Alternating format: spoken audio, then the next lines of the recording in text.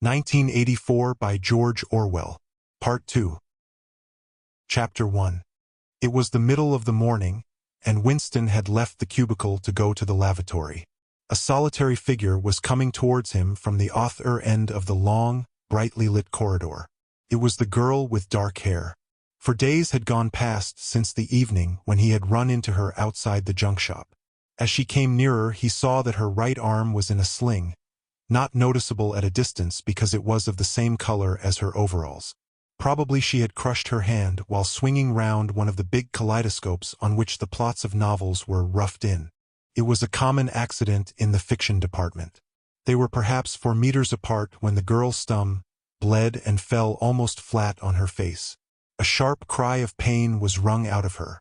She must have fallen right on the injured arm. Winston stopped short. The girl had risen to her knees.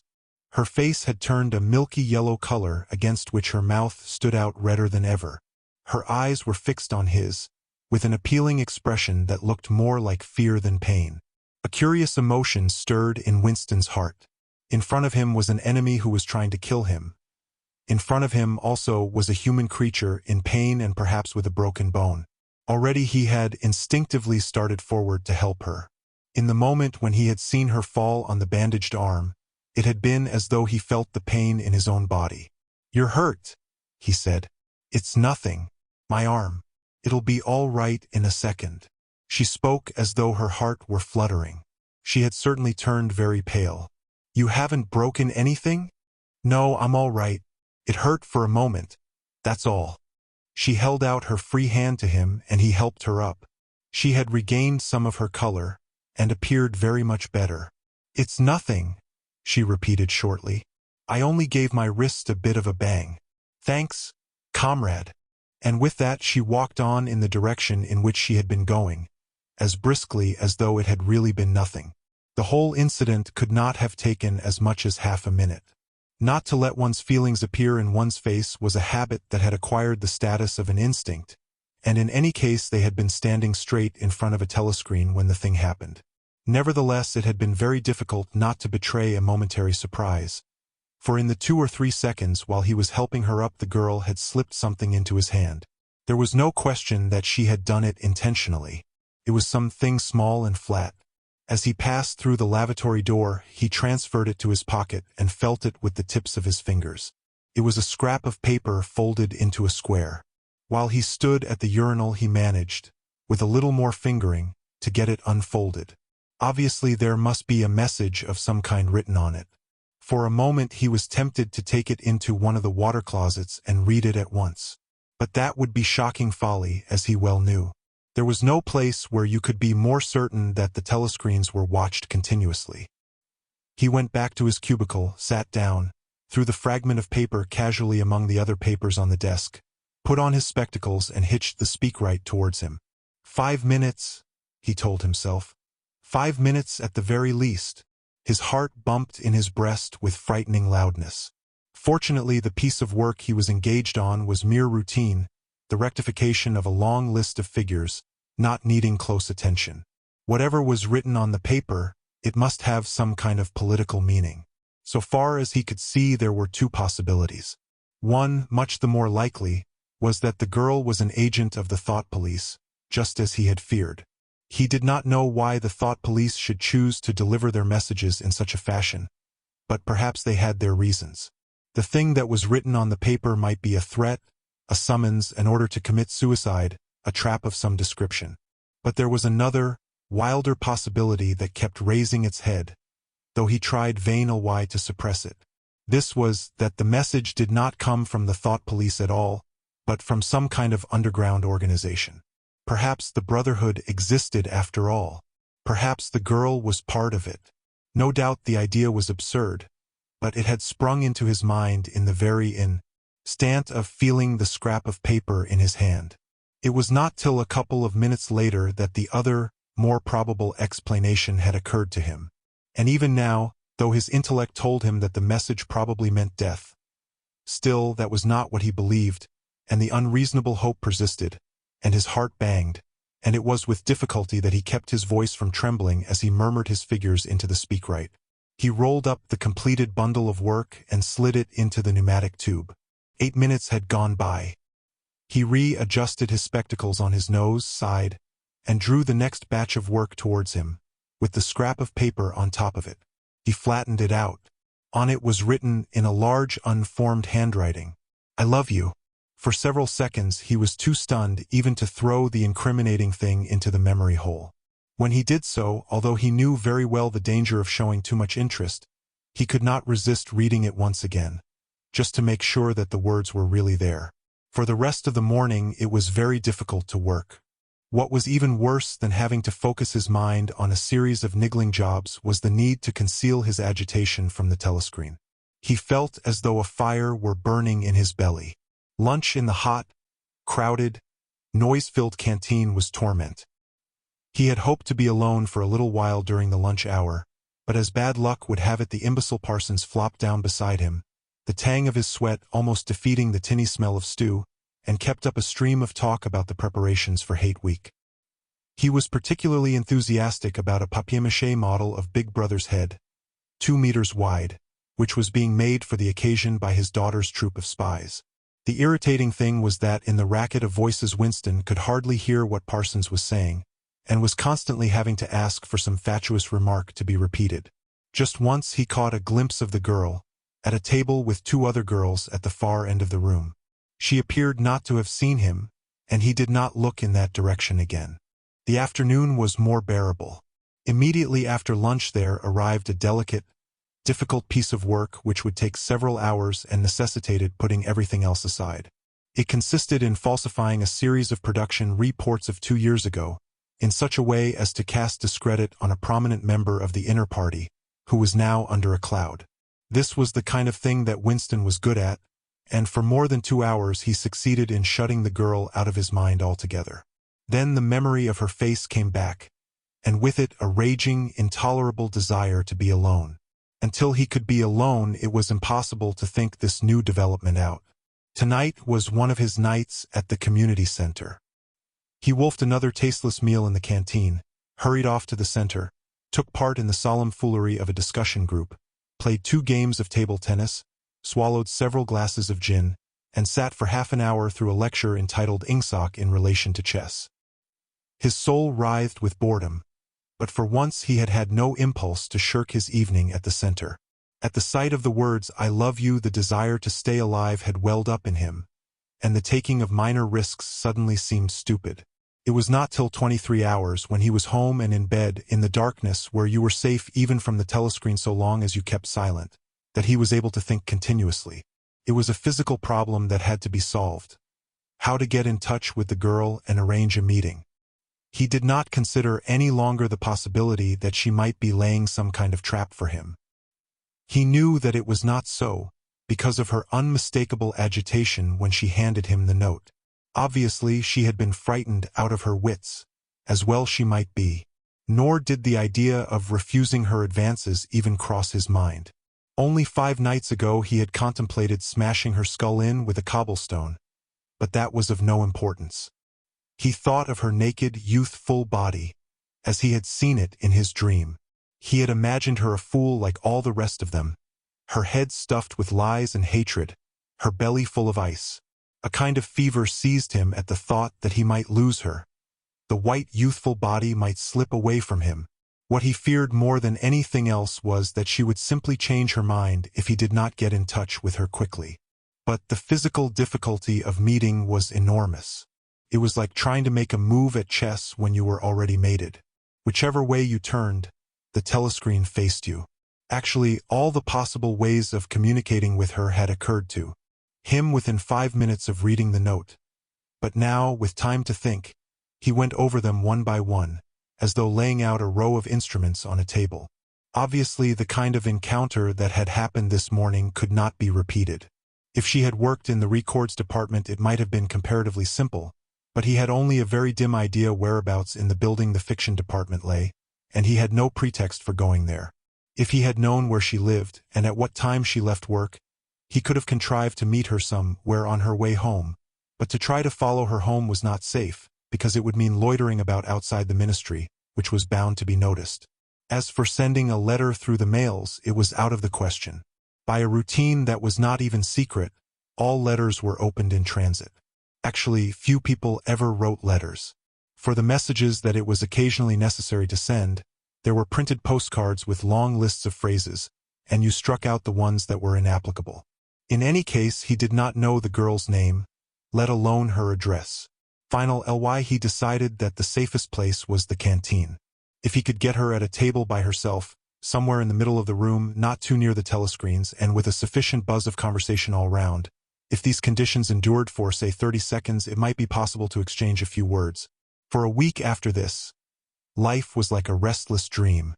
On the next day, she did not appear in the canteen until he was leaving it, the whistle having already blown. Presumably, she had been changed on to a later shift. They passed each other without a glance. On the day after that, she was in the canteen at the usual time, but with 3 other girls and immediately under a telescreen. Then, for 3 dreadful days, she did not appear at all. His whole mind and body seemed to be afflicted with an unbearable sensitivity, a sort of transparency, which made every movement, every sound, every contact, every word that he had to speak or listen to, an agony. Even in sleep, he could not altogether escape from her image. He did not touch the diary during those days. If there was any relief, it was in his work, in which he could sometimes forget himself for 10 minutes at a stretch. He had absolutely no clue as to what had happened to her. There was no inquiry he could make. She might have been vaporized, she might have committed suicide, she might have been transferred to the other end of Oceania. Worst and likeliest of all, she might simply have changed her mind and decided to avoid him. The next day she reappeared. Her arm was out of the sling and she had a band of sticking plaster round her wrist. The relief of seeing her was so great that he could not resist staring directly at her for several seconds.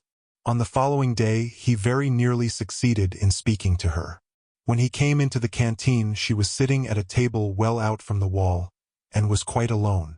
It was early, and the place was not very full. The queue edged forward till Winston was almost at the counter, then was held up for 2 minutes because someone in front was complaining that he had not received his tablet of saccharin. But the girl was still alone when Winston secured his tray and began to make for her table. He walked casually towards her, his eyes searching for a place at some table beyond her. She was perhaps 3 meters away from him. Another 2 seconds would do it. Then a voice behind him called, "Smith!" He pretended not to hear. "Smith!" repeated the voice more loudly. It was no use. He turned round. A blonde-headed, silly-faced young man named Wilshire, whom he barely knew, was inviting him with a smile to a vacant place at his table. It was not safe to refuse. After having been recognized, he could not go and sit at a table with an unattended girl. It was too noticeable. He sat down with a friendly smile. The silly blonde face beamed into his. Winston had a hallucination of himself smashing a pickaxe right into the middle of it. The girl's table filled up a few minutes later. But she must have seen him coming towards her, and perhaps she would take the hint. Next day he took care to arrive early. Surely enough, she was at a table in about the same place, and again alone. The person immediately ahead of him in the queue was a small, swiftly moving, beetle-like man with a flat face and tiny, suspicious eyes. As Winston turned away from the counter with his tray, he saw that the little man was making straight for the girl's table. His hopes sank again. There was a vacant place at a table further away, but something in the little man's appearance suggested that he would be sufficiently attentive to his own comfort to choose the emptiest table. With ice at his heart, Winston followed. It was no use unless he could get the girl alone. At this moment there was a tremendous crash. The little man was sprawling on all fours. His tray had gone flying. 2 streams of soup and coffee were flowing across the floor. He started to his feet with a malignant glance at Winston, whom he evidently suspected of having tripped him up. But it was all right. 5 seconds later, with a thundering heart, Winston was sitting at the girl's table. He did not look at her. He unpacked his tray and promptly began eating. It was all important to speak at once, before anyone else came, but now a terrible fear had taken possession of him. A week had gone by since she had first approached him. She would have changed her mind. She must have changed her mind. It was impossible that this affair should end successfully. Such things did not happen in real life. He might have flinched altogether from speaking if at this moment he had not seen Ampleforth, the hairy-eared poet, wandering limply round the room with a tray, looking for a place to sit down. In his vague way, Ampleforth was attached to Winston, and would certainly sit down at his table if he caught sight of him. There was perhaps a minute in which to act. Both Winston and the girl were eating steadily. The stuff they were eating was a thin stew, actually a soup of haricot beans. In a low murmur Winston began speaking. Neither of them looked up. Steadily they spooned the watery stuff into their mouths, and between spoonfuls exchanged the few necessary words in low expressionless voices. "What time do you leave work?" 18:30. "Where can we meet?" "Victory Square, near the monument. It's full of telescreens. It doesn't matter if there's a crowd." "Any signal?" "No. Don't come up to me until you see me among a lot of people. And don't look at me. Just keep somewhere near me." "What time?" 19 hours. "All right." Ampleforth failed to see Winston and sat down at an other table. They did not speak again, and, so far as it was possible for two people sitting on opposite sides of the same table, they did not look at one another. The girl finished her lunch quickly and made off, while Winston stayed to smoke a cigarette. Winston was in Victory Square before the appointed time. He wandered round the base of the enormous fluted column, at the top of which Big Brother's statue gazed southward towards the skies where he had vanquished the Eurasian aeroplanes, the East Asian aeroplanes it had been, a few years ago, in the Battle of Airstrip 1. In the street in front of it there was a statue of a man on horseback which was supposed to represent Oliver Cromwell. At 5 minutes past the hour the girl had still not appeared. Again the terrible fear seized upon Winston. She was not coming. She had changed her mind. He walked slowly up to the north side of the square and got a sort of pale-colored pleasure from identifying St. Martin's Church, whose bells, when it had bells, had chimed, "You owe me 3 farthings."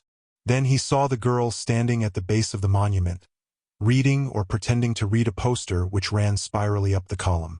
It was not safe to go near her until some more people had accumulated. There were telescreens all round the pediment. But at this moment there was a din of shouting and a zoom of heavy vehicles from somewhere to the left. Suddenly everyone seemed to be running across the square. The girl nipped nimbly round the lions at the base of the monument and joined in the rush. Winston followed.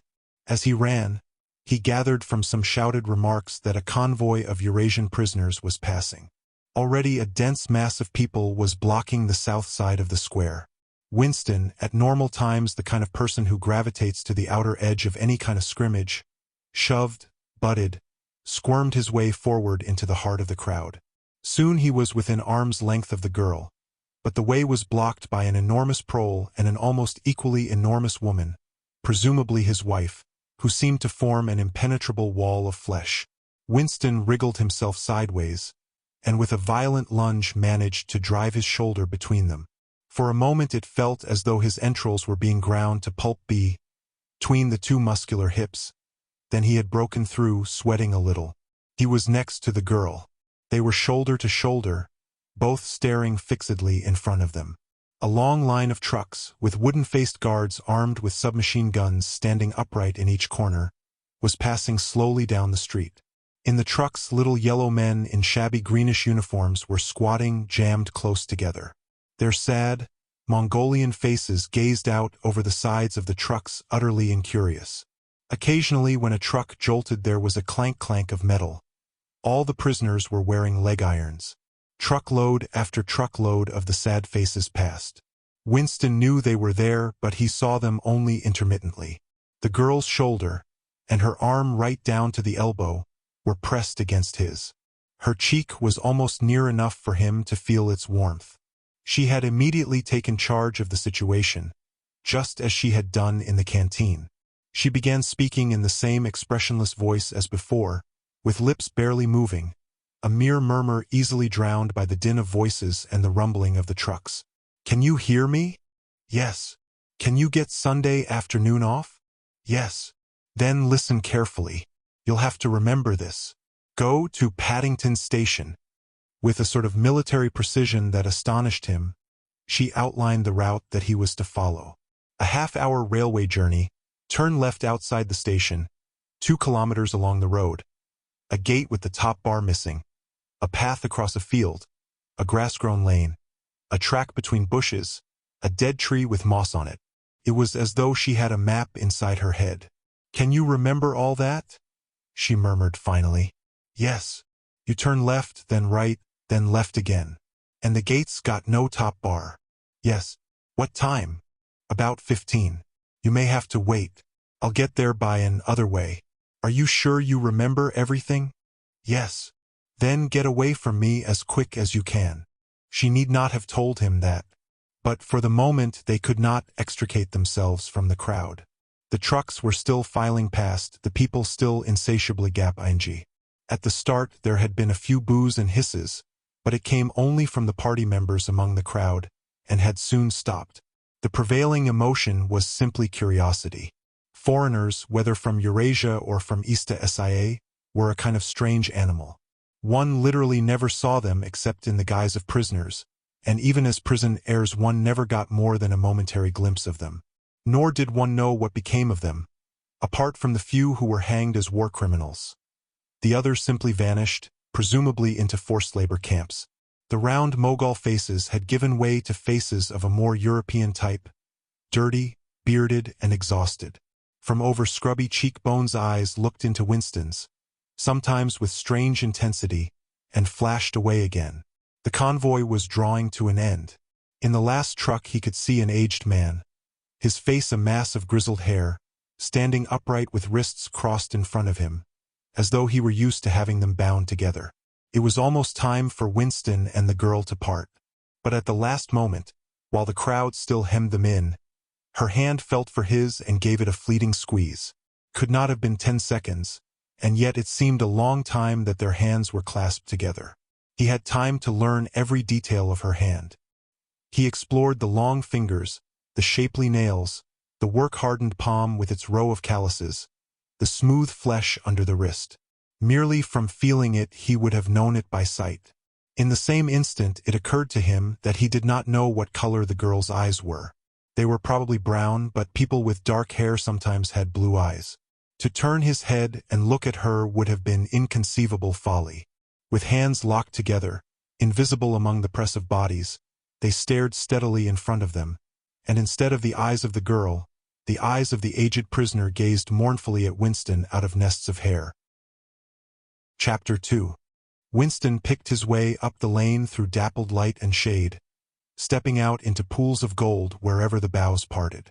Under the trees to the left of him the ground was misty with bluebells. The air seemed to kiss one's skin. It was the 2nd of May. From somewhere deeper in the heart of the wood came the droning of ring doves. He was a bit early. There had been no difficulties about the journey, and the girl was so evidently experienced that he was less frightened than he would normally have been. Presumably she could be trusted to find a safe place. In general, you could not assume that you were much safer in the country than in London. There were no telescreens, of course, but there was always the danger of concealed microphones by which your voice might be picked up and recognized. Besides, it was not easy to make a journey by yourself without attracting attention. For distances of less than 100 kilometers it was not necessary to get your passport endorsed, but sometimes there were patrols hanging about the railway stations, who examined the papers of any party member they found there and asked awkward questions. However, no patrols had appeared, and on the walk from the station he had made sure by cautious backward glances that he was not being followed. The train was full of proles, in holiday mood because of the summery weather. The wooden-seated carriage in which he traveled was filled to overflowing by a single enormous family, ranging from a toothless great-grandmother to a month-old baby, going out to spend an afternoon with in-laws in the country, and, as they freely explained to Winston, to get hold of a little black market butter. The lane widened, and in a minute he came to the footpath she had told him of, a mere cattle track which plunged between the bushes. He had no watch, but it could not be 15 yet. The bluebells were so thick underfoot that it was impossible not to tread on them. He knelt down and began picking some partly to pass the time away, but also from a vague idea that he would like to have a bunch of flowers to offer to the girl when they met. He had got together a big bunch and was smelling their faint sickly scent when a sound at his back froze him, the unmistakable crackle of a foot on twigs. He went on picking bluebells. It was the best thing to do. It might be the girl, or he might have been followed after all.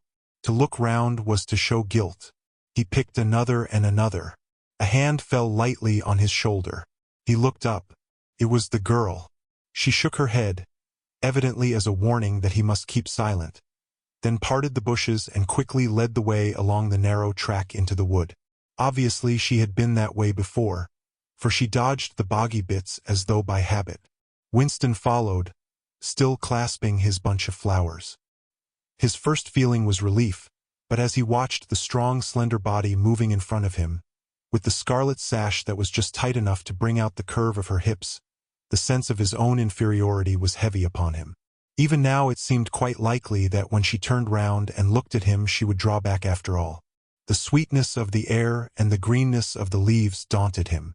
Already on the walk from the station the May sunshine had made him feel dirty and etiolated, a creature of indoors, with the sooty dust of London in the pores of his skin.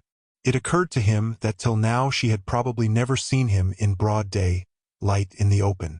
They came to the fallen tree that she had spoken of. The girl hopped over and forced apart the bushes, in which there did not seem to be an opening. When Winston followed her, he found that they were in a natural clearing, a tiny grassy knoll surrounded by tall saplings that shut it in completely. The girl stopped and turned. "Here we are," she said. He was facing her at several paces distance. As yet he did not dare move nearer to her.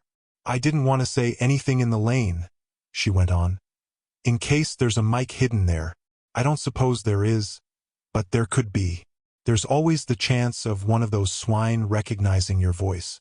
We're all right here." He still had not the courage to approach her. "We're all right here?" he repeated stupidly. "Yes. Look at the trees." They were small ashes, which at some time had been cut down and had sprouted up again into a forest of poles, none of them thicker than one's wrist. "There's nothing big enough to hide a mic in. Besides, I've been here before." They were only making conversation. He had managed to move closer to her now. She stood before him very upright, with a smile on her face that looked faintly ironical, as though she were wondering why he was so slow to act. The bluebells had cascaded on to the ground. They seemed to have fallen of their own accord. He took her hand. "Would you believe," he said, "that till this moment I didn't know what color your eyes were?" They were brown, he noted, a rather light shade of brown with dark lashes. "Now that you've seen what I'm really like, can you still bear to look at me?" "Yes, easily. I'm 39 years old. I've got a wife that I can't get rid of. I've got varicose veins. I've got 5 false teeth. I couldn't care less," said the girl. The next moment, it was hard to say by whose act, she was in his arms. At the beginning he had no feeling except sheer incredulity. The youthful body was strained against his own. The mass of dark hair was against his face. And yes, actually she had turned her face up and he was kissing the wide red mouth. She had clasped her arms about his neck. She was calling him darling, precious one, loved one. He had pulled her down onto the ground. She was utterly unresisting. He could do what he liked with her. But the truth was that he had no physical sensation, except that of mere contact. All he felt was incredulity and pride. He was glad that this was happening, but he had no physical desire. It was too soon. Her youth and prettiness had frightened him. He was too much used to living without women. He did not know the reason. The girl picked herself up and pulled a bluebell out of her hair. She sat against him, putting her arm round his waist. "Never mind, dear. There's no hurry. We've got the whole afternoon. Isn't this a splendid hideout? I found it when I got lost once on a community hike. If anyone was coming you could hear them 100 meters away." "What is your name?" said Winston. "Julia. I know yours. It's Winston Smith. How did you find that out?" "I expect I'm better at finding things out than you are, dear. Tell me, what did you think of me before that day I gave you the note?" He did not feel any temptation to tell lies to her. It was even a sort of love offering to start off by telling the worst. "I hated the sight of you," he said. "I wanted to rape you and then murder you afterwards." 2 weeks ago I thought seriously of smashing your head in with a cobblestone. If you really want to know, I imagined that you had something to do with the thought police." The girl laughed delightedly, evidently taking this as a tribute to the excellence of her disguise. "Not the thought police. You didn't honestly think that?" "Well, perhaps not exactly that. But from your general appearance. Merely because you're young and fresh and healthy, you understand. I thought that probably. You thought I was a good party member. Pure in word and deed. Banners, processions, slogans, games, community hikes, all that stuff. And you thought that if I had a quarter of a chance, I'd denounce you as a thought criminal. And get you killed off. Yes, something of that kind. A great many young girls are like that, you know. It's this bloody thing that does it," she said, ripping off the scarlet sash of the Junior Anti-Sex League and flinging it on to a bough. Then, as though touching her waist had reminded her of something, she felt in the pocket of her overalls and produced a small slab of chocolate. She broke it in half and gave one of the pieces to Winston. Even for he had taken it, he knew by the smell that it was very unusual chocolate. It was dark and shiny, and was wrapped in silver paper. Chocolate normally was dull brown bly stuff that tasted, as nearly as one could describe it, like the smoke of a rubbish fire. But at some time or another he had tasted chocolate like the piece she had given him. The first whiff of its scent had stirred up some memory which he could not pin down, but which was powerful and troubling. "Where did you get this stuff?" he said. "Black market," she said indifferently. "Actually, I am that sort of girl to look at. I'm good at games. I was a troop leader in the Spies. I do voluntary work 3 evenings a week for the Junior Anti-Sex League. Hours and hours I've spent pasting their bloody rot all over London. I always carry one end of a banner in the processions. I always look cheerful and I never shirk anything. Always yell with the crowd. That's what I say. It's the only way to be safe." The first fragment of chocolate had melted on Winston's tongue. The taste was delightful, but there was still that memory moving round the edges of his consciousness. Something strongly felt but not reducible to definite shape, like an object seen out of the corner of one's eye. He pushed it away from him, aware only that it was the memory of some action which he would have liked to undo but could not. "You are very young," he said. "You are 10 or 15 years younger than I am. What could you see to attract you in a man like me? It was something in your face. I thought I'd take a chance. I'm good at spotting people who don't belong. As soon as I saw you, I knew you were against them." Them, it appeared, meant the party, and above all the inner party, about whom she talked with an open jeering hatred which made Winston feel uneasy, although he knew that they were safe here if they could be safe anywhere. A thing that astonished him about her was the coarseness of her language. Party members were supposed not to swear, and Winston himself very seldom did swear, aloud at any rate. Julia, however, seemed unable to mention the party, and especially the inner party, without using the kind of words that you saw chalked up in dripping alleyways. He did not dislike it. It was merely one symptom of her revolt against the party and all its ways, and somehow it seemed natural and healthy, like the sneeze of a horse that smells bad hay. They had left the clearing and were wandering again through the checkered shade, with their arms round each other's waists whenever it was wide enough to walk 2 abreast. He noticed how much softer her waist seemed, to feel now that the sash was gone. They did not speak above a whisper. Outside the clearing, Julia said, it was better to go quietly. Presently they had reached the edge of the little wood. She stopped him. "Don't go out into the open. There might be someone watching. We're all right if we keep behind the boughs." They were standing in the shade of hazel bushes. The sunlight, filtering through innumerable leaves, was still hot on their faces. Winston looked out into the field beyond, and underwent a curious, slow shock of recognition. He knew it by sight. An old, close-bitten pasture, with a footpath wandering across it and a molehill here and there. In the ragged hedge on the opposite side the boughs of the elm trees swayed just perceptibly in the breeze, and their leaves stirred faintly in dense masses like women's hair. Surely somewhere nearby, but out of sight, there must be a stream with green pools where dace were swimming. "Isn't there a stream somewhere near here?" he whispered. "That's right, there is a stream. It's at the edge of the next field, actually. There are fish in it, great big ones. You can watch them lying in the pools under the willow trees, waving their tails. It's the golden country, almost, he murmured. The golden country? It's nothing, really. A landscape I've seen sometimes in a dream. Look, whispered Julia. A thrush had alighted on a bough not 5 meters away, almost at the level of their faces. Perhaps it had not seen them. It was in the sun, they in the shade. It spread out its wings, fitted them carefully into place again, ducked its head for a moment, as though making a sort of obeisance to the sun, and then began to pour forth a torrent of song. In the afternoon hush, the volume of sound was startling. Winston and Julia clung together, fascinated.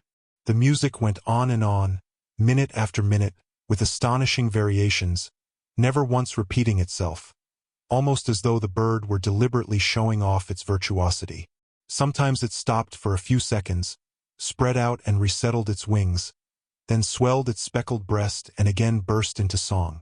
Winston watched it with a sort of vague reverence. For whom? For what was that bird singing? No mate, no rival was watch ing it. What made it sit at the edge of the lonely wood and pour its music into nothingness? He wondered whether after all there was a microphone hidden somewhere near. He and Julia had spoken only in low whispers, and it would not pick up what they had said, but it would pick up the thrush. Perhaps at the other end of the instrument some small beetle-like man was listening intently, listening to that. But by degrees the flood of music drove all speculations out of his mind. It was as though it were a kind of liquid stuff that poured all over him and got mixed up with the sunlight that filtered through the leaves. He stopped thinking and merely felt. The girl's waist in the bend of his arm was soft and warm. He pulled her round so that they were breast to breast. Her body seemed to melt into his. Wherever his hands moved it was all as yielding as water. Their mouths clung together. It was quite different from the hard kisses they had exchanged earlier. When they moved their faces apart again, both of them sighed deeply. The bird took fright and fled with a clatter of wings. Winston put his lips against her ear. "Now," he whispered.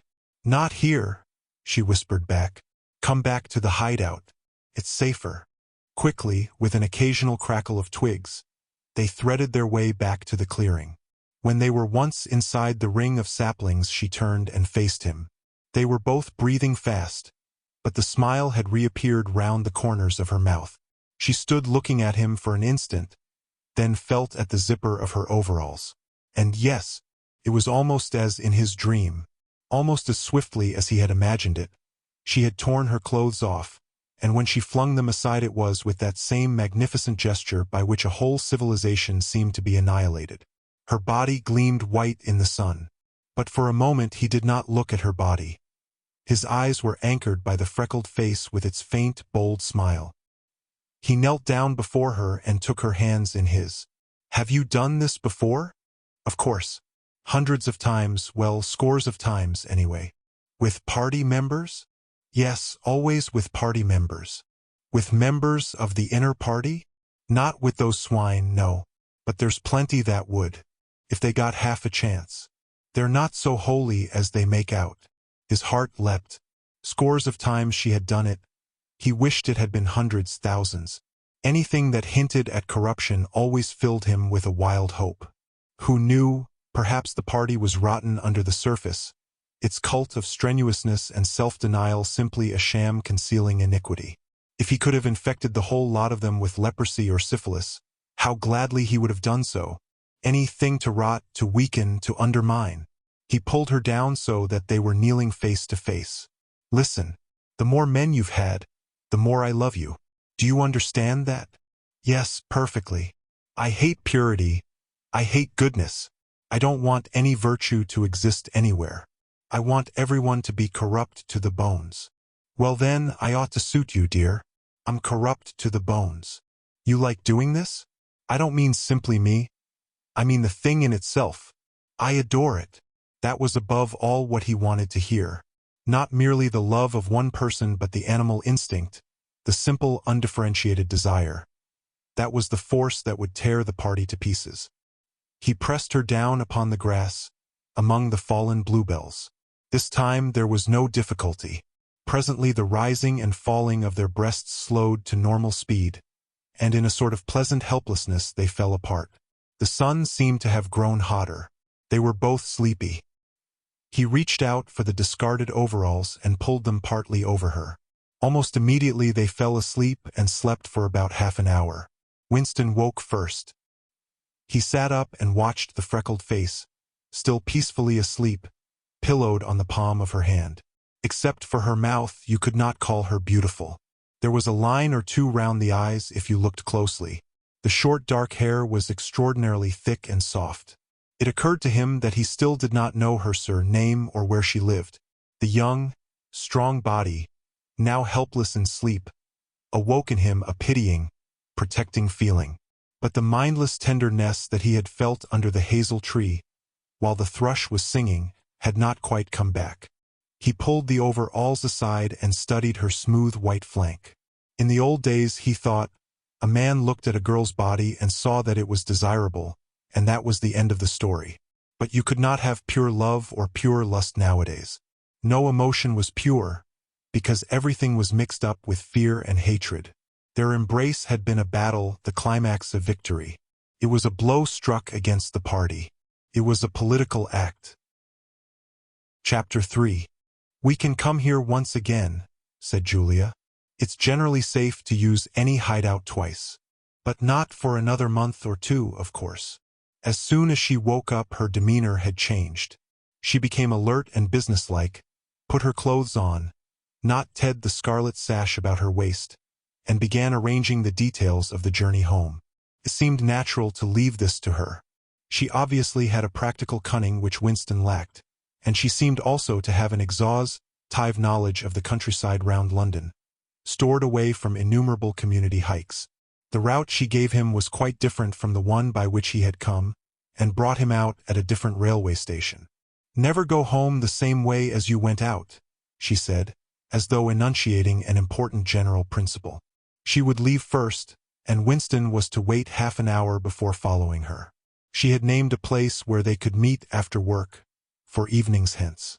It was a street in one of the poorer quarters, where there was an open market which was generally crowded and noisy. She would be hanging about among the stalls, pretending to be in search of shoelaces or sewing thread. If she judged that the coast was clear, she would blow her nose when he approached. Otherwise he was to walk past her without recognition.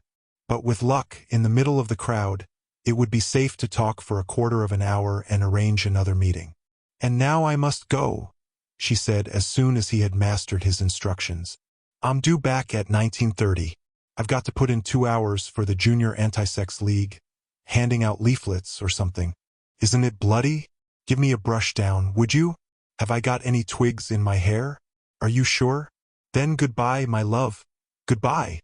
She flung herself into his arms, kissed him almost sibilantly, and a moment later pushed her way through the saplings and disappeared into the wood with very little noise. Even now he had not found out her surname or her address. However, it made no difference, for it was inconceivable that they could ever meet indoors or exchange any kind of written communication. As it happened, they never went back to the clearing in the wood. During the month of May, there was only one further occasion on which they actually succeeded in making love. That was in another hidden place known to Julia, the belfry of a ruinous church in an almost deserted stretch of country where an atomic bomb had fallen 30 years earlier. It was a good hiding place when once you got there, but the getting there was very dangerous. For the rest, they could meet only in the streets, in a different place every evening and never for more than half an hour at a time. In the street, it was usually possible to talk after a fashion. As they drifted down the crowded pavements, not quite abreast and never looking at one another, they carried on a curious, intermittent conversation which flicked on and off like the beams of a lighthouse, suddenly nipped into silence by the approach of a party uniform or the proximity of a telescreen, then taken up again minutes later in the middle of a sentence, then abruptly cut short as they parted at the agreed spot, then continued almost without introduction on the following day. Julia appeared to be quite used to this kind of conversation, which she called talking by installments. She was also surprisingly adept at speaking without moving her lips. Just once in almost a month of nightly meetings they managed to exchange a kiss. They were passing in silence down a side street, Julia would never speak when they were away from the main streets. When there was a deafening roar, the earth heaved, and the air darkened, and Winston found himself lying on his side, bruised and terrified. A rocket bomb must have dropped quite near at hand. Suddenly he became aware of Julia's face a few centimeters from his own, deathly white as chalk. Even her lips were white. She was dead. He clasped her against him and found that he was kissing a live, warm face. But there was some powdery stuff that got in the way of his lips. Both of their faces were thickly coated with plaster. There were evenings when they reached their rendezvous and then had to walk past one another without a sign, because a patrol had just come round the corner or a helicopter was hovering overhead. Even if it had been less dangerous, it would still have been difficult to find time to meet. Winston's working week was 60 hours, Julia's was even longer, and their free days varied according to the pressure of work, and did not often coincide. Julia, in any case, seldom had an evening completely free. She spent an astonishing amount of time in attending lectures and demonstrations, distributing literature for the Junior Anti-Sex League, preparing banners for Hate Week, making collections for the Savings Campaign, and such like activities. Paid, she said, it was camouflage. If you kept the small rules, you could break the big ones. She even induced Winston to mortgage yet another of his evenings by enrolling himself for the part-time munition work which was done voluntarily by zealous party members. So, one evening every week, Winston spent 4 hours of paralyzing boredom, screwing together small bits of metal which were probably parts of bomb fuses, in a drafty, ill-lit workshop where the knocking of hammers mingled drearily with the music of the telescreens. When they met in the church tower, the gaps in their fragmentary conversation were filled up. It was a blazing afternoon. The air in the little square chamber above the bells was hot and stagnant, and smelt overpoweringly of pigeon dung. They sat talking for hours on the dusty, twig-littered floor, one or other of them getting up from time to cast a glance through the arrow slits and make sure that no one was coming. Julia was 26 years old. She lived in a hostel with 30 other girls. Always in the stink of women. How I hate women, she said parenthetically. And she worked, as he had guessed, on the novel-writing machines in the fiction department. She enjoyed her work, which consisted chiefly in running and servicing a powerful but tricky electric motor. She was not clever, but was fond of using her hands and felt at home with machinery. She could describe the whole process of composing a novel, from the general directive issued by the planning committee down to the final touching up by the rewrite squad. But she was not interested in the finished product. She didn't much care for reading, she said. Books were just a commodity that had to be produced like jam or bootlaces. She had no memories of anything before the early 60s, and the only person she had ever known who talked frequently of the days before the revolution was a grandfather who had disappeared when she was 8. At school she had been captain of the hockey team and had won the gymnastics trophy 2 years running. She had been a troop leader in the Spies and a branch secretary in the Youth League before joining the Junior Anti-Sex League. She had always borne an excellent character. She had even, an infallible mark of good reputation, been picked out to work in Pornosec, the subsection of the fiction department which turned out cheap pornography for distribution among the proles.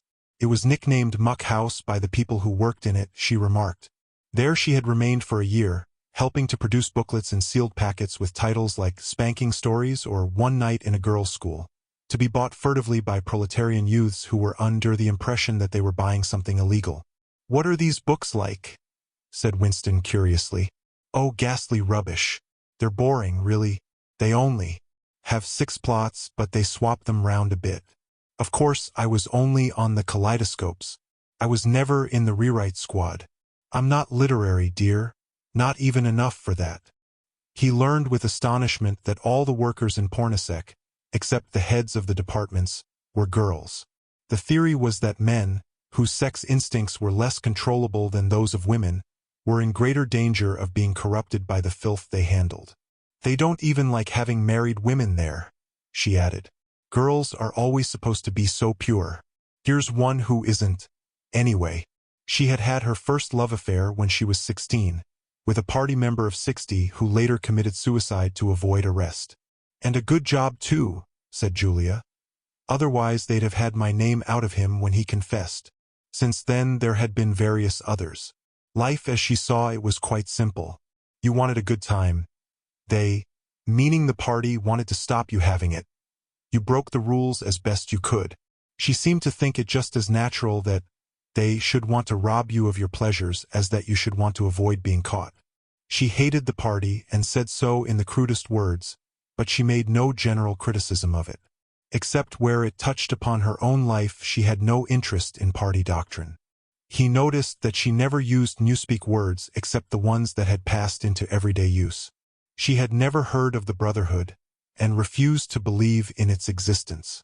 Any kind of organized revolt against the party, which was bound to be a failure, struck her as stupid. The clever thing was to break the rules and stay alive all the same. He wondered vaguely how many others like her there might be in the younger generation, people who had grown up in the world of the revolution, knowing nothing else, accepting the party as something unalterable, like the sky, not rebelling against its authority but simply evading it, as a rabbit dodges a dog. They did not discuss the possibility of getting married. It was too remote to be worth thinking about. No imaginable committee would ever sanction such a marriage, even if Catherine, Winston's wife, could somehow have been got rid of. It was hopeless even as a daydream. "What was she like, your wife?" said Julia. "She was, do you know the newspeak word good? Thinkful? Meaning naturally orthodox, incapable of thinking a bad thought."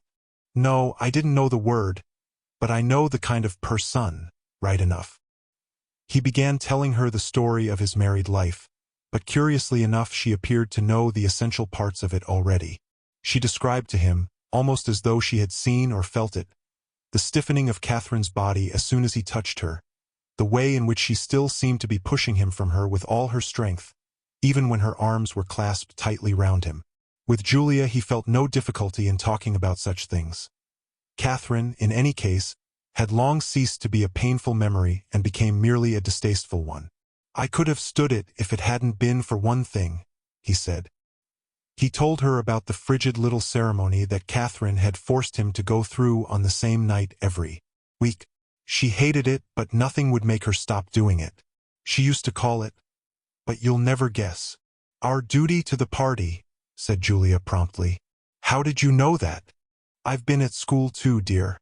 Sex talks once a month for the over-16s. And in the youth movement, they rub it into you for years. I dare say it works in a lot of cases. But of course you can never tell. People are such hypocrites." She began to enlarge upon the subject. With Julia, everything came back to her own sexuality. As soon as this was touched upon in any way, she was capable of great acuteness. Unlike Winston, she had grasped the inner meaning of the party's sexual puritanism. It was not merely that the sex instinct created a world of its own which was outside the party's control, and which therefore had to be destroyed if possible. What was more important was that sexual privation induced hysteria, which was desirable because it could be transformed into war fever and leader worship. The way she put it was, "When you make love you're using up energy, and afterwards you feel happy and don't give a damn for anything. They can't bear you to feel like that. They want you to be bursting with energy all the time. All this marching up and down and cheering and waving flags is simply sex gone sour. If you're happy inside yourself, why should you get excited about Big Brother and the 3-year plans and the 2 minutes hate and all the rest of their bloody rot?" That was very true, he thought. There was a direct, intimate connection between chastity and political orthodoxy.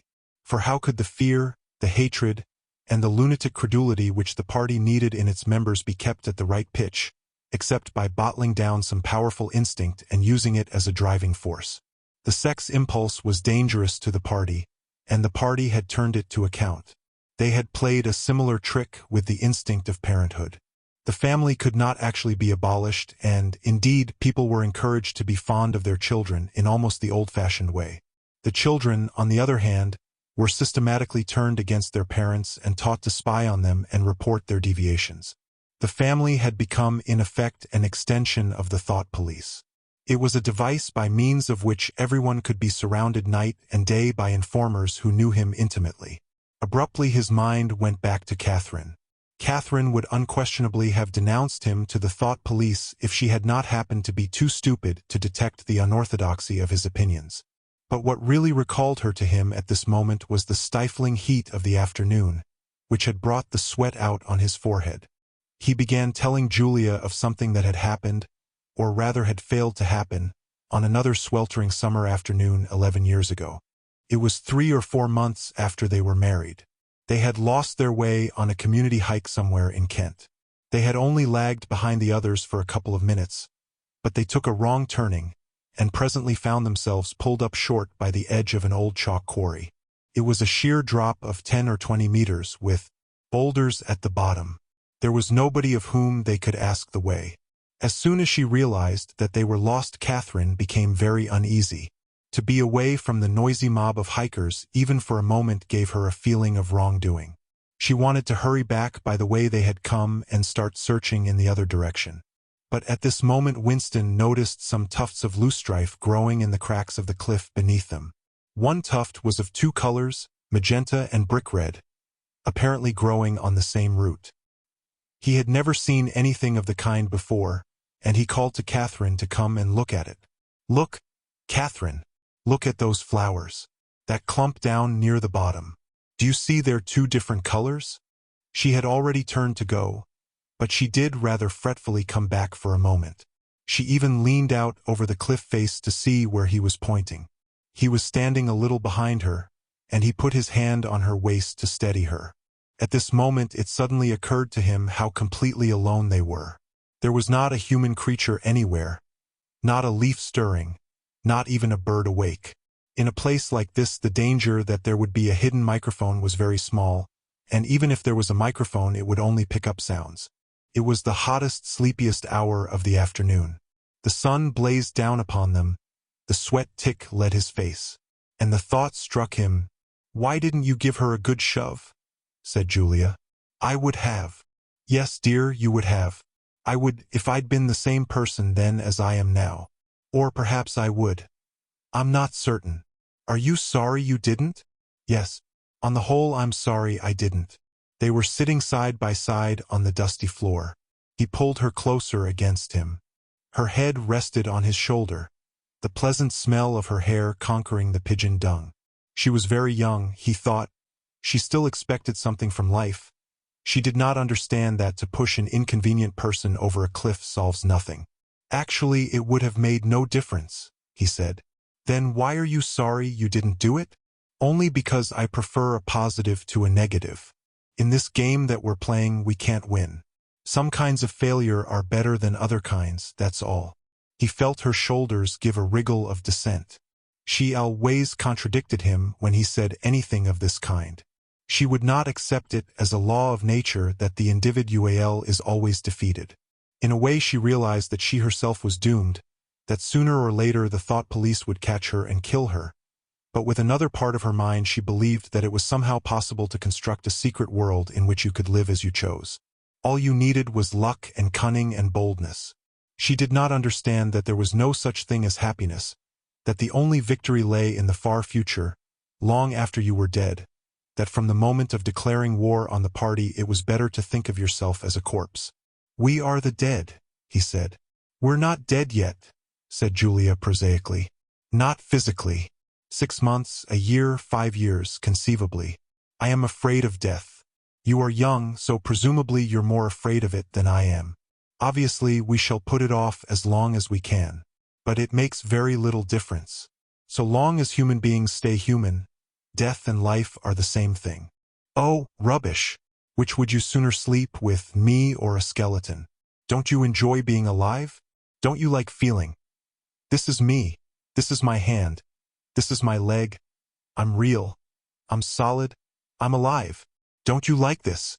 She twisted herself round and pressed her bosom against him. He could feel her breasts, ripe yet firm, through her overalls.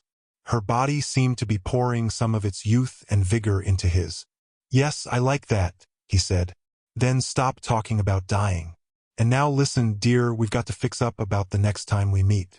We may as well go back to the place in the wood. We've given it a good long rest. But you must get there by a different way this time. I've got it all planned out. You take the train. But look, I'll draw it out for you." And in her practical way she scraped together a small square of dust, and with a twig from a pigeon's nest began drawing a map on the floor. Chapter 4. Winston looked round the shabby little room above Mr. Charrington's shop. Beside the window the enormous bed was made up with ragged blankets and a coverless bolster. The old-fashioned clock with the 12-hour face was ticking away on the mantelpiece. In the corner, on the gate-legged table, the glass paperweight which he had bought on his last visit gleamed softly out of the half-darkness. In the fender was a battered tin oil stove, a saucepan, and 2 cups, provided by Mr. Charrington. Winston lit the burner and set a pan of water to boil. He had brought an envelope full of Victory coffee and some saccharin tablets. The clock's hand said 17:20. It was 19:20 really. She was coming at 19:30. Folly, folly, his heart kept saying. Conscious, gratuitous, suicidal folly. Of all the crimes that a party member could commit, this one was the least possible to conceal. Actually, the idea had first floated into his head in the form of a vision, of the glass paperweight mirrored by the surface of the gate-leg table. As he had foreseen, Mr. Charrington had made no difficulty about letting the room. He was obviously glad of the few dollars that it would bring him, nor did he seem shocked or become offensively knowing when it was made clear that Winston wanted the room for the purpose of a love affair. Instead, he looked into the middle distance and spoke in generalities, with so delicate an air as to give the impression that he had become partly invisible. Privacy, he said, was a very valuable thing. Everyone wanted a place where they could be alone occasionally, and when they had such a place, it was only common courtesy in anyone else who knew of it to keep his knowledge to himself. He even, seeming almost to fade out of existence as he did so, added that there were 2 entries to the house, one of them through the backyard, which gave on an alley. Under the window somebody was singing. Winston peeped out, secure in the protection of the muslin curtain.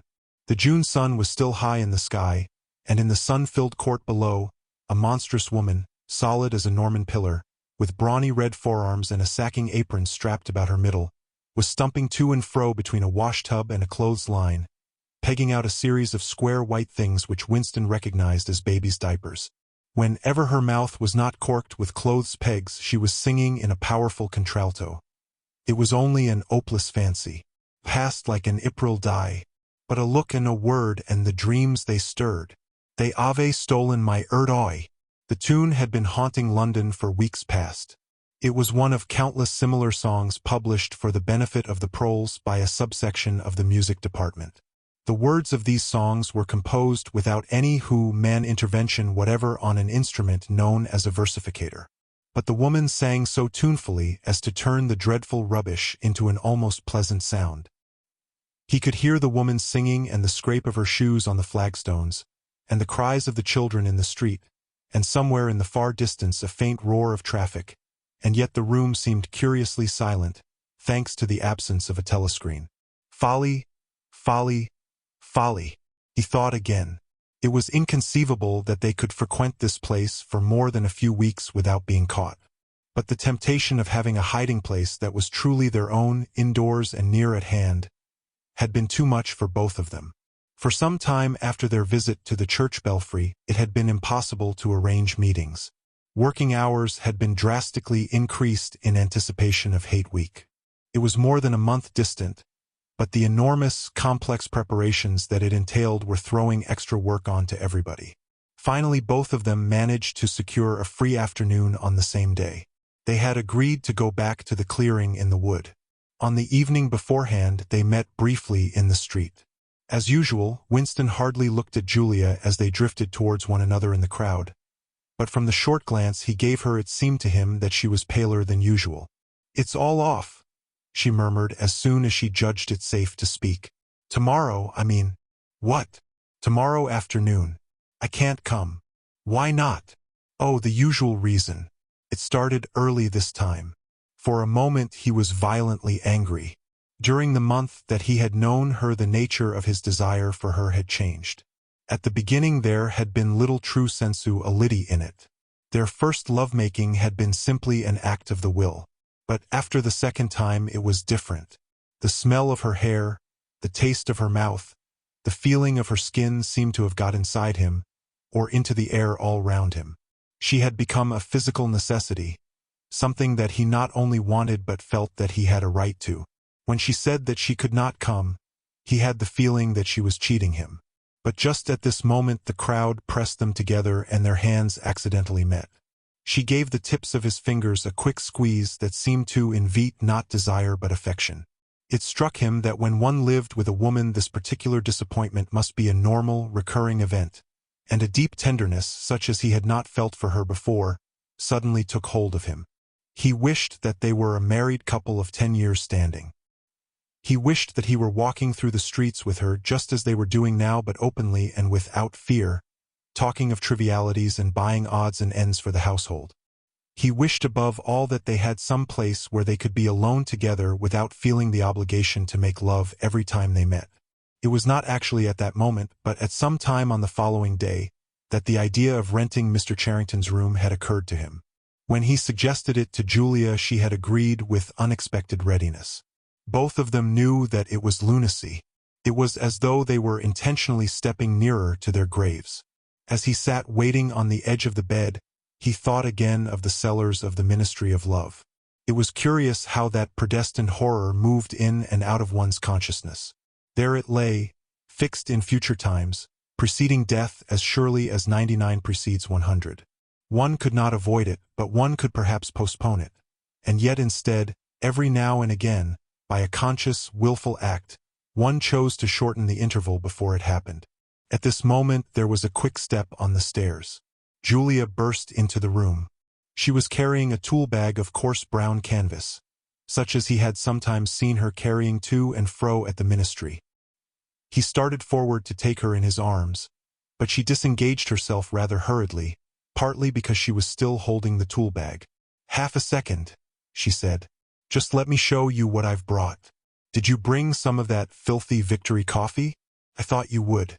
You can chuck it away again because we shan't be needing it. Look here."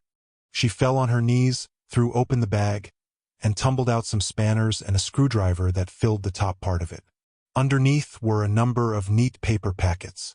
The first packet that she passed to Winston had a strange and yet vaguely familiar feeling.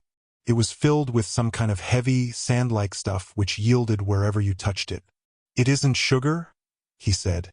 "Real sugar. Not saccharin, sugar. And here's a loaf of bread, proper white bread, not our bloody stuff, and a lit teapot of jam. And here's a tin of milk. But look, this is the one I'm really proud of. I had to wrap a bit of sacking round it, because—" But she did not need to tell him why she had wrapped it up. The smell was already filling the room, a rich hot smell which seemed like an emanation from his early childhood, but which one did occasionally meet with even now, blowing down a passageway before a door slammed, or diffusing itself mysteriously in a crowded street, sniffed for an instant and then lost again. "It's coffee," he murmured. "Real coffee. It's inner-party coffee. There's a whole kilo here," she said. "How did you manage to get hold of all these things? It's all inner-party stuff. There's nothing those swine don't have, nothing. But of course waiters and servants and people pinch things, and— Look, I got a little packet of tea as well." Winston had squatted down beside her. He tore open a corner of the packet. "It's real tea, not blackberry leaves. There's been a lot of tea about lately. They've captured India or something," she said vaguely. "But listen, dear. I want you to turn your back on me for 3 minutes. Go and sit on the other side of the bed. Don't go too near the window. And don't turn round till I tell you." Winston gazed abstractedly through the muslin curtain. Down in the yard the red-armed woman was still marching to and fro between the washtub and the line. She took 2 more pegs out of her mouth and sang with deep feeling. "They sigh that time eals all things. They sigh you can always forget. But the smiles and the tears acres the years they twist my strings yet." She knew the whole driveling song by heart, it seemed. Her voice floated upward with the sweet summer air, very tuneful, charged with a sort of happy melancholy. One had the feeling that she would have been perfectly content, if the June evening had been endless and the supply of clothes inexhaustible, to remain there for 1,000 years, pegging out diapers and singing rubbish. It struck him as a curious fact that he had never heard a member of the party singing alone and spontaneously. It would even have seemed slightly unorthodox, a dangerous eccentricity, like talking to oneself. Perhaps it was only when people were somewhere near the starvation level that they had anything to sing about. "You can turn round now," said Julia. He turned round, and for a second almost failed to recognize her. What he had actually expected was to see her naked. But she was not naked. The transformation that had happened was much more surprising than that. She had painted her face. She must have slipped into some shop in the Proletarian quarters and bought herself a complete set of makeup materials. Her lips were deeply reddened, her cheeks rouged, her nose powdered. There was even a touch of something under the eyes to make them brighter.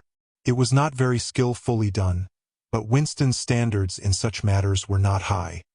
He had never before seen or imagined a woman of the party with cosmetics on her face.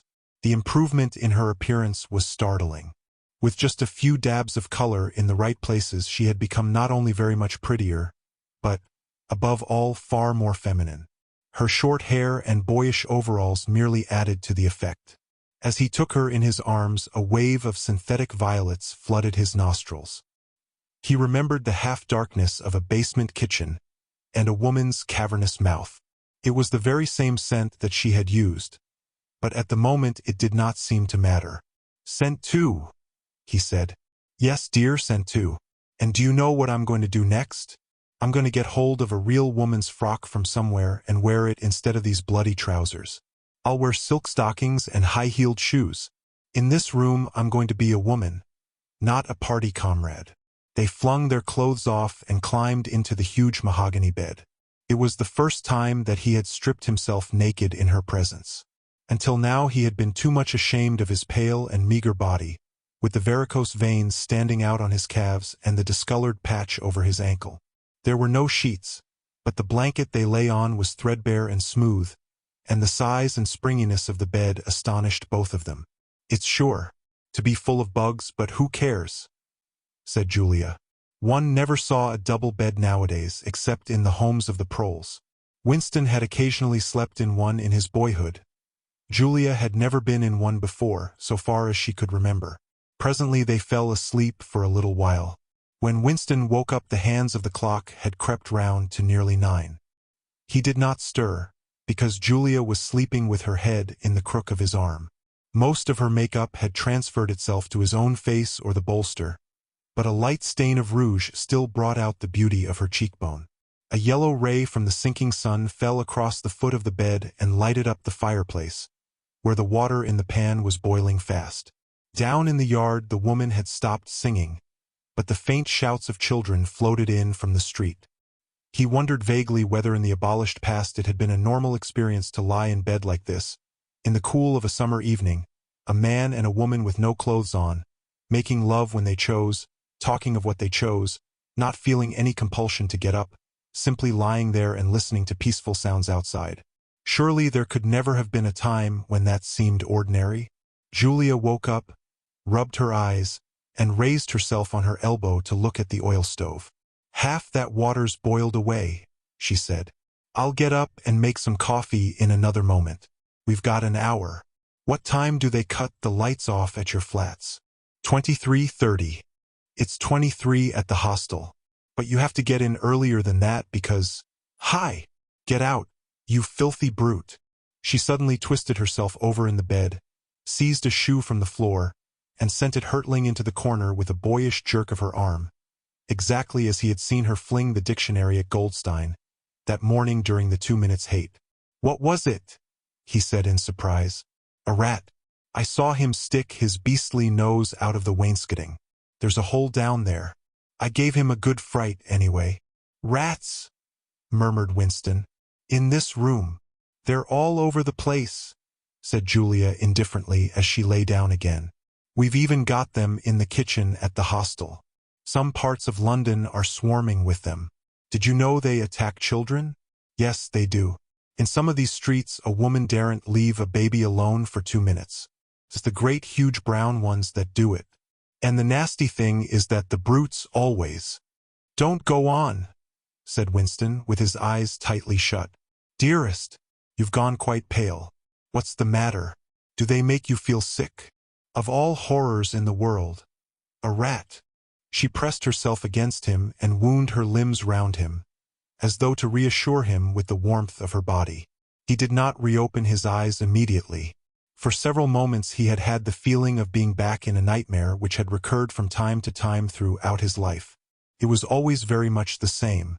He was standing in front of a wall of darkness, and on the other side of it there was something unendurable, something too dreadful to be faced.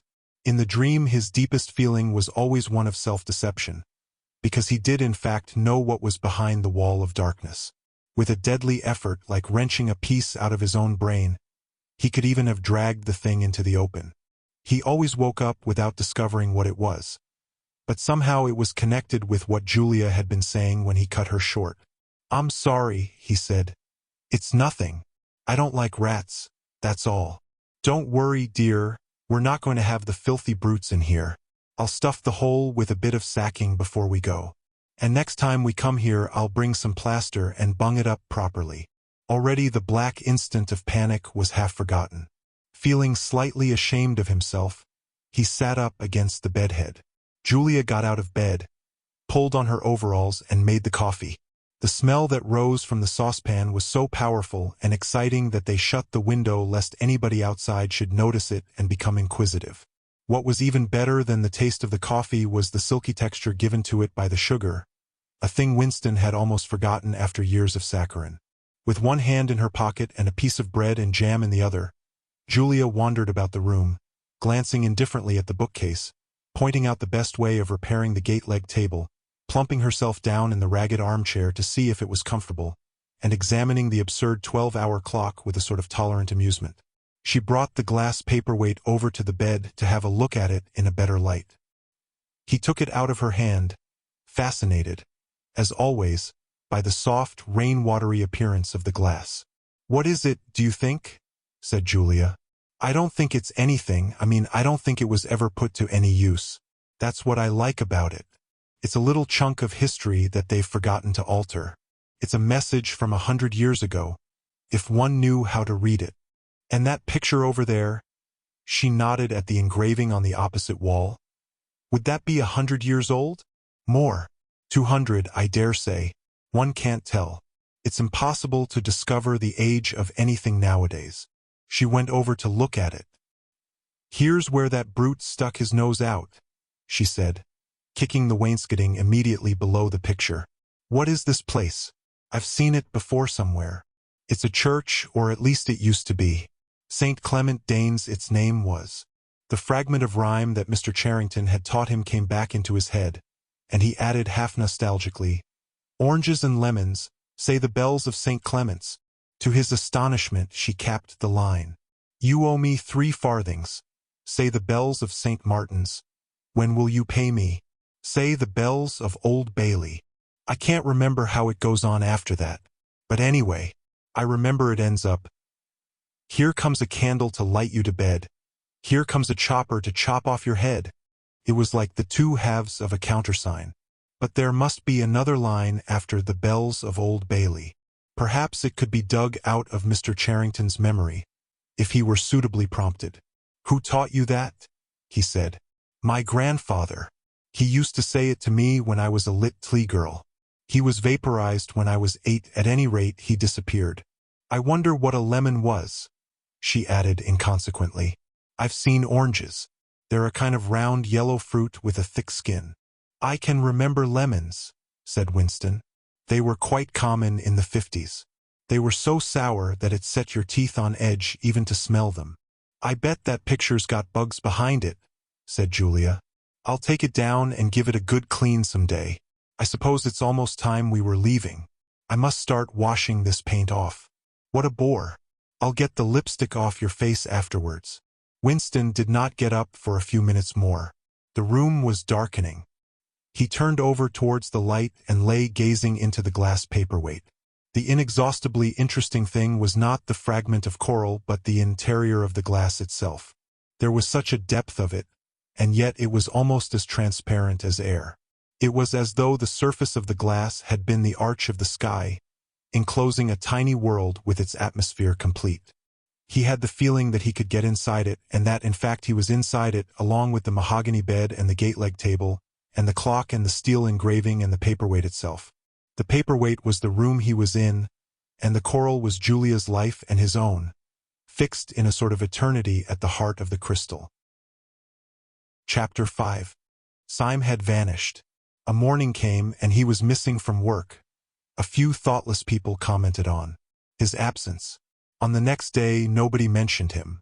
On the third day, Winston went into the vestibule of the records department to look at the notice board.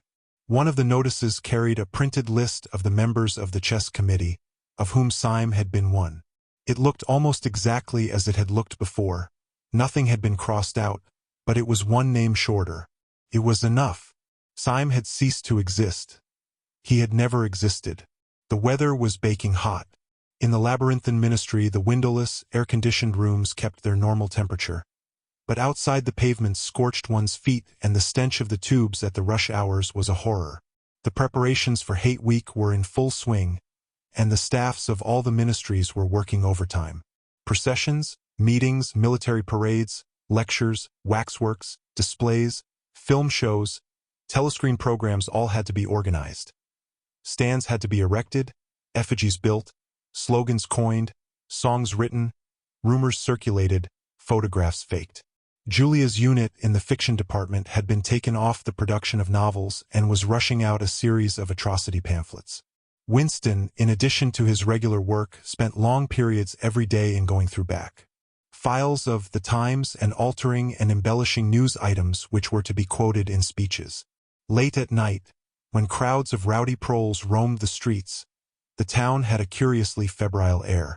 The rocket bombs crashed oftener than ever, and sometimes in the far distance there were enormous explosions which no one could explain and about which there were wild rumors. The new tune which was to be the theme song of Hate Week, the Hate Song, it was called, had already been composed and was being endlessly plugged on the telescreens. It had a savage, barking rhythm which could not exactly be called music, but resembled the beating of a drum. Roared out by hundreds of voices to the tramp of marching feet. It was terrifying. The proles had taken a fancy to it, and in the midnight streets it competed with the still popular "It Was Only a Hopeless Fancy." The parson's children played it at all hours of the night and day, unbearably, on a comb and a piece of toilet paper. Winston's evenings were fuller than ever. Squads of volunteers, organized by parsons, were preparing the street for Hate Week, stitching banners, painting posters, erecting flagstaffs on the roofs, and perilously slinging wires across the street for the reception of streamers. Parsons boasted that Victory Mansions alone would display 400 meters of bunting. He was in his native element and as happy as a lark. The heat and the manual work had even given him a pretext for reverting to shorts and an open shirt in the evenings. He was everywhere at once, pushing, pulling, sawing, hammering, improvising, jollying everyone along with comradely exhortations and giving out from every fold of his body what seemed an inexhaustible supply of acrid-smelling sweat. A new poster had suddenly appeared all over London.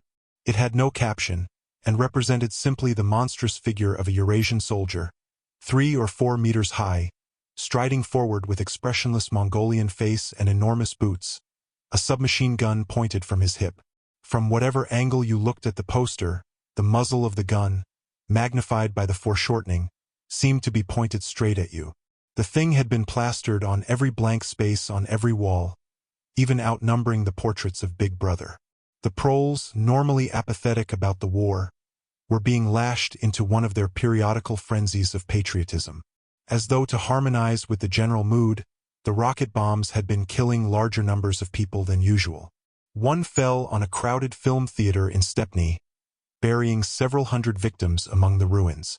The whole population of the neighborhood turned out for a long, trailing funeral which went on for hours and was in effect an indignation meeting. Another bomb fell on a piece of waste ground which was used as a playground, and several dozen children were blown to pieces. There were further angry demonstrations. Goldstein was burned in effigy. Hundreds of copies of the poster of the Eurasian soldier were torn down and added to the flames, and a number of shops were looted in the turmoil. Then a rumor flew round that spies were directing the rocket bombs by means of wireless waves, and an old couple who were suspected of being of foreign extraction had their house set on fire and perished of suffocation. In the room over Mr. Charrington's shop, when they could get there, Julia and Winston lay side by side on a stripped bed under the open window, naked for the sake of coolness. The rat had never come back, but the bugs had multiplied hideously in the heat. It did not seem to matter. Dirty or clean, the room was paradise. As soon as they arrived, they would sprinkle everything with pepper bought on the black market, tear off their clothes and make love with sweating bodies, then fall asleep and wake to find that the bugs had rallied and were massing for the counterattack. For 5, 6, 7 times they met during the month of June. Winston had dropped his habit of drinking gin at all hours. He seemed to have lost the need for it. He had grown fatter, his varicose ulcer had subsided, leaving only a brown stain on the skin above his ankle. His fits of coughing in the early morning had stopped. The process of life had ceased to be intolerable. He had no longer any impulse to make faces at the telescreen or shout curses at the top of his voice. Now that they had a secure hiding place, almost a home, it did not even seem a hardship that they could only meet infrequently and for a couple of hours at a time. What mattered was that the room over the junk shop should exist. To know that it was there, inviolate, was almost the same as being in it. The room was a world, a pocket of the past where extinct animals could walk. Mr. Charrington thought Winston was another extinct animal. He usually stopped to talk with Mr. Charrington for a few minutes on his way upstairs. The old man seemed seldom or never to go out of doors, and on the other hand to have almost no customers. He led a ghost-like existence between the tiny, dark shop and an even tinier back kitchen where he prepared his meals and which contained, among other things, an unbelievably ancient gramophone with an enormous horn. He seemed glad of the opportunity to talk. Wandering about among his worthless stock, with his long nose and thick spectacles and his bowed shoulders in the velvet jacket, he had always vaguely the air of being a collector rather than a tradesman. With a sort of faded enthusiasm he would finger this scrap of rubbish or that. A china bottle stopper, the painted lid of a broken snuff-box, a pinchbeck locket containing a strand of some long-dead baby's hair. Never asking that Winston should buy it, merely that he should admire it. To talk to him was like listening to the tinkling of a worn-out musical box. He had dragged out from the corners of his memory some more fragments of forgotten rhymes. There was one about 24 blackbirds, and another about a cow with a crumpled horn, and another about the death of poor Cock Robin. "It just occurred to me you might be interested," he would say with a deprecating little laugh whenever he produced a new fragment. But he could never recall more than a few lines of any one rhyme. Both of them knew, in a way it was never out of their minds, that what was now happening could not last long. There were times when the fact of impending death seemed as palpable as the bed they lay on, and they would cling together with a sort of despairing sensuality, like a damned soul grasping at his last morsel of pleasure when the clock is within 5 minutes of striking. But there were also times when they had the illusion not only of safety but of permanence. So long as they were actually in this room, they both felt no harm could come to them. Getting there was difficult and dangerous, but the room itself was sanctuary. It was as when Winston had gazed into the heart of the paperweight, with the feeling that it would be possible to get inside that glassy world, and that once inside it time could be arrested. Often they gave themselves up to daydreams of escape. Their luck would hold indefinitely, and they would carry on their intrigue just like this, for the remainder of their natural lives. Or Catherine would die, and by subtle maneuverings Winston and Julia would succeed in getting married. Or they would commit suicide together. Or they would disappear, alter themselves out of recognition, learn to speak with proletarian accents, get jobs in a factory and live out their lives undetected in a back street. It was all nonsense, as they both knew. In reality there was no escape. Even the one plan that was practicable, suicide, they had no intention of carrying out. To hang on from day to day and from week to week, spinning out a present that had no future, seemed an unconquerable instinct, just as one's lungs will always draw the next breath so long as there is air available. Sometimes, too, they talked of engaging in active rebellion against the party, but with no notion of how to take the first step. Even if the fabulous Brotherhood was a reality, there still remained the difficulty of finding one's way into it. He told her of the strange intimacy that existed, or seemed to exist, between himself and O'Brien, and of the impulse he sometimes felt, simply to walk into O'Brien's presence, announce that he was the enemy of the party, and demand his help. Curiously enough, this did not strike her as an impossibly rash thing to do. She was used to judging people by their faces, and it seemed natural to her that Winston should believe O'Brien to be trustworthy on the strength of a single flash of the eyes. Moreover, she took it for granted that everyone, or nearly everyone, secretly hated the party and would break the rules if he thought it safe to do so. But she refused to believe that widespread, organized opposition existed or could exist. The tales about Goldstein and his underground army, she said, were simply a lot of rubbish which the party had invented for its own purposes and which you had to pretend to believe in. Times beyond number, at party rallies and spontaneous demonstrations, she had shouted at the top of her voice for the execution of people whose names she had never heard and in whose supposed crimes she had not the faintest belief. When public trials were happening, she had taken her place in the detachments from the Youth League who surrounded the courts from morning to night, chanting at intervals, "Death to the traitors." During the 2 minutes hate, she always excelled all others in shouting insults at Goldstein. Yet she had only the dimmest idea of who Goldstein was and what doctrines he was supposed to represent. She had grown up since the Revolution and was too young to remember the ideological battles of the 50s and 60s. Such a thing as an independent political movement was outside her imagination, and in any case the party was invincible. It would always exist, and it would always be the same. You could only rebel against it by secret disobedience or, at most, by isolated acts of violence such as killing somebody or blowing something up. In some ways she was far more acute than Winston, and far less susceptible to party propaganda. Once when he happened in some connection to mention the war against Eurasia, she startled him by saying casually that in her opinion the war was not happening. The rocket bombs which fell daily on London were probably fired by the government of Oceania itself, just to keep people frightened. This was an idea that had literally never occurred to him. She also stirred a sort of envy in him by telling him that during the 2 minutes hate her great difficulty was to avoid bursting out laughing. But she only questioned the teachings of the party when they in some way touched upon her own life. Often she was ready to accept the official mythology, simply because the difference between truth and falsehood did not seem important to her. She believed, for instance, having learnt it at school, that the party had invented aeroplanes. In his own school days, Winston remembered in the late 50s it was only the helicopter that the party claimed to have invented. A dozen years later, when Julia was at school, it was already claiming the aeroplane. 1 generation more, and it would be claiming the steam engine. And when he told her that aeroplanes had been in existence before he was born and long before the Revolution, the fact struck her as totally uninteresting. After all, what did it matter who had invented aeroplanes? It was rather more of a shock to him when he discovered from some chance remark that she did not remember that Oceania, for years ago, had been at war with Eastasia and at peace with Eurasia. It was true that she regarded the whole war as a sham, but apparently she had not even noticed that the name of the enemy had changed. "I thought we'd always been at war with Eurasia," she said vaguely. It frightened him a little. The invention of aeroplanes dated from long before her birth, but the switchover in the war had happened only 4 years ago, well after she was grown up. He argued with her about it for perhaps a quarter of an hour. In the end, he succeeded in forcing her memory back until she did dimly recall that at one time Eastasia and not Eurasia had been the enemy. But the issue still struck her as unimportant. "Who cares?" she said impatiently. "It's always one bloody war after another, and one knows the news is all lies anyway." Sometimes he talked to her of the records department and the impudent forgeries that he committed there.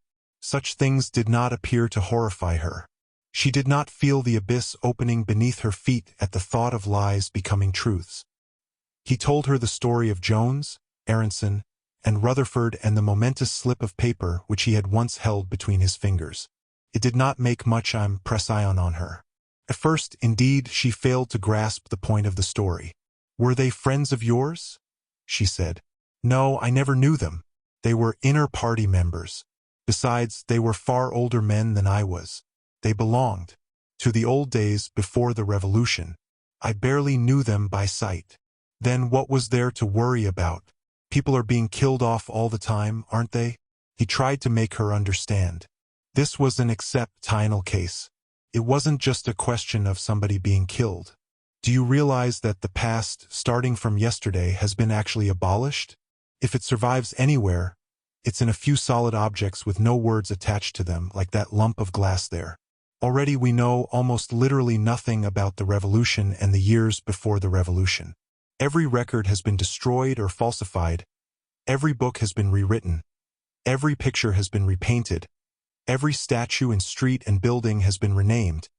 Every date has been altered. And that process is continuing day by day and minute by minute. History has stopped. Nothing exists except an endless present in which the party is always right. I know, of course, that the past is falsified, but it would never be possible for me to prove it, even when I did the falsification myself. After the thing is done, no evidence ever remains. The only evidence is inside my own mind, and I don't know with any certainty that any other human being shares my memories. Just in that one instance, in my whole life, I did possess actual concrete evidence after the event, years after it. And what good was that? It was no good, because I threw it away a few minutes later. But if the same thing happened today, I should keep it. Well, I wouldn't, said Julia. I'm quite ready to take risks, but only for something worthwhile, not for bits of old newspaper. What could you have done with it even if you had kept it? Not much, perhaps, but it was evidence. It might have planted a few doubts here and there, supposing that I dared to show it to anybody. I don't imagine that we can alter anything in our own lifetime, but one can imagine little knots of resistance springing up here and there. Small groups of people banding themselves together and gradually growing, and even leaving a few records behind, so that the next generations can carry on where we leave off. I'm not interested in the next generation, dear. I'm interested in US. You're only a rebel from the waist downwards, he told her. She thought this brilliantly witty and flung her arms round him in delight. In the ramifications of party doctrine she had not the faintest interest. Whenever he began to talk of the principles of Ingsoc, doublethink, the mutability of the past, and the denial of objective reality, and to use newspeak words, she became bored and confused and said that she never paid any attention to that kind of thing. One knew that it was all rubbish, so why let oneself be worried by it? She knew when to cheer and when to boo, and that was all one needed.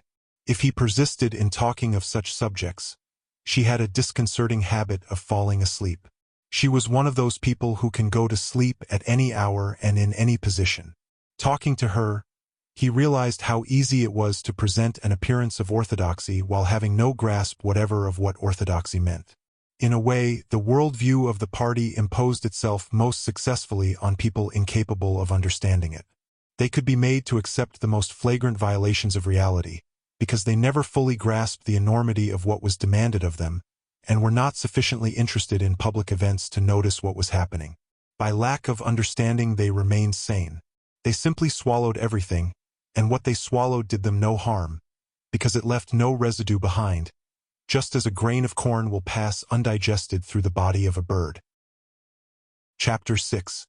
It had happened at last. The expected message had come. All his life, it seemed to him, he had been waiting for this to happen. He was walking down the long corridor at the Minis, and he was almost at the spot where Julia had slipped the note into his hand when he became aware that someone larger than himself was walking just behind him. The person, whoever it was, gave a small cough, evidently as a prelude to speaking. Winston stopped abruptly and turned. It was O'Brien. At last they were face to face, and it seemed that his only impulse was to run away. His heart bounded violently. He would have been incapable of speaking.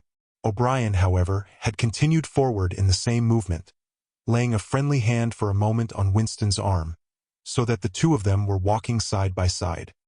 He began speaking with the peculiar grave courtesy that differentiated him from the majority of inner party members. "I had been hoping for an opportunity of talking to you," he said. "I was reading one of your Newspeak articles in the Times the other day. You take a scholarly interest in Newspeak, I believe." Winston had recovered part of his self-possession. "Hardly scholarly," he said. "I'm only an amateur. It's not my subject. I have never had anything to do with the actual construction of the language." "But you write it very elegantly," said O'Brien. "That is not only my own opinion. I was talking recently to a friend of yours who is certainly an expert. His name has slipped my memory for the moment." Again Winston's heart stirred painfully. It was inconceivable that this was anything other than a reference to Syme. But Syme was not only dead, he was abolished, an unperson. Any identifiable reference to him would have been mortally dangerous. O'Brien's remark must obviously have been intended as a signal, a code word. By sharing a small act of thought crime, he had turned the two of them into accomplices. They had continued to stroll slowly down the corridor, but now O'Brien halted. With the curious, disarming friendliness that he always managed to put into the gesture, he resettled his spectacles on his nose. Then he went on. What I had really intended to say was that in your article I noticed you had used two words which have become obsolete, but they have only become so very recently. Have you seen the 10th edition of the Newspeak Dictionary? No, said Winston. I didn't think it had been issued yet. We are still using the 9th in the records department. The 10th edition is not due to appear for some months, I believe, but a few advance copies have been circulated. I have one myself. It might interest you to look at it, perhaps. Very much so, said Winston, immediately seeing where this tended. Some of the new developments are most ingenious. The reduction in the number of verbs, that is the point that will appeal to you, I think. Let me see. Shall I send a messenger to you with the dictionary? But I am afraid I invariably forget anything of that kind. Perhaps you could pick it up at my flat at some time that suited you? Wait, let me give you my address. They were standing in front of a telescreen. Somewhat absent-mindedly O'Brien felt two of his pockets and then produced a small leather-covered notebook and a gold ink pencil. Immediately beneath the telescreen, in such a position that anyone who was watching at the other end of the instrument could read what he was writing, he scribbled an address, tore out the page and handed it to Winston. I am usually at home in the evenings, he said. If not, my servant will give you the dictionary. He was gone, leaving Winston holding the scrap of paper, which this time there was no need to conceal. Nevertheless, he carefully memorized what was written on it, and some hours later dropped it into the memory hole along with a mass of other papers. They had been talking to one another for a couple of minutes at the most. There was only one meaning that the episode could possibly have. It had been contrived as a way of letting Winston know O'Brien's address. This was necessary, because except by direct inquiry it was never possible to discover where anyone lived. There were no directories of any kind. If you ever want to see me, this is where I can be found, was what O'Brien had been saying to him. Perhaps there would even be a message concealed somewhere in the dictionary. But at any rate, one thing was certain. The conspiracy that he had dreamed of did exist, and he had reached the outer edges of it. He knew that sooner or later he would obey O'Brien's summons. Perhaps tomorrow, perhaps after a long delay. He was not certain. What was happening was only the working out of a process that had started years ago. The first step had been a secret, involuntary thought. The second had been the opening of the diary. He had moved from thoughts to words, and now from words to actions. The last step was something that would happen in the ministry of love. He had accepted it. The end was contained in the beginning. But it was frightening, or more exactly, it was like a foretaste of death, like being a little less alive. Even while he was speaking to O'Brien, when the meaning of the words had sunk in, a chilly, shuddering feeling had taken possession of his body. He had the sensation of stepping into the dampness of a grave, and it was not much better because he had always known that the grave was there and waiting for him. Chapter 7. Winston had woken up with his eyes full of tears. Julia rolled sleepily against him, murmuring something that might have been, "What's the matter?" "I dreamt," he began and stopped short. It was too complex to be put into words. There was the dream itself, and there was a memory connected with it that had swum into his mind in the few seconds after waking. He lay back with his eyes shut, still sodden in the atmosphere of the dream. It was a vast, luminous dream in which his whole life seemed to stretch out before him like a landscape on a summer evening after rain. It had all occurred inside the glass paperweight, but the surface of the glass was the dome of the sky, and inside the dome everything was flooded with clear soft light in which one could see into interminable distances. The dream had also been comprehended by, indeed, in some sense it had consisted in, a gesture of the arm made by his mother, and made again 30 years later by the Jewish woman he had seen on the news film, trying to shelter the small boy from the bullets, before the helicopter blew them both to pieces. "Do you know," he said, "that until this moment I believed I had murdered my mother?" "Why did you murder her?" said Julia, almost asleep. "I didn't murder her. Not physically."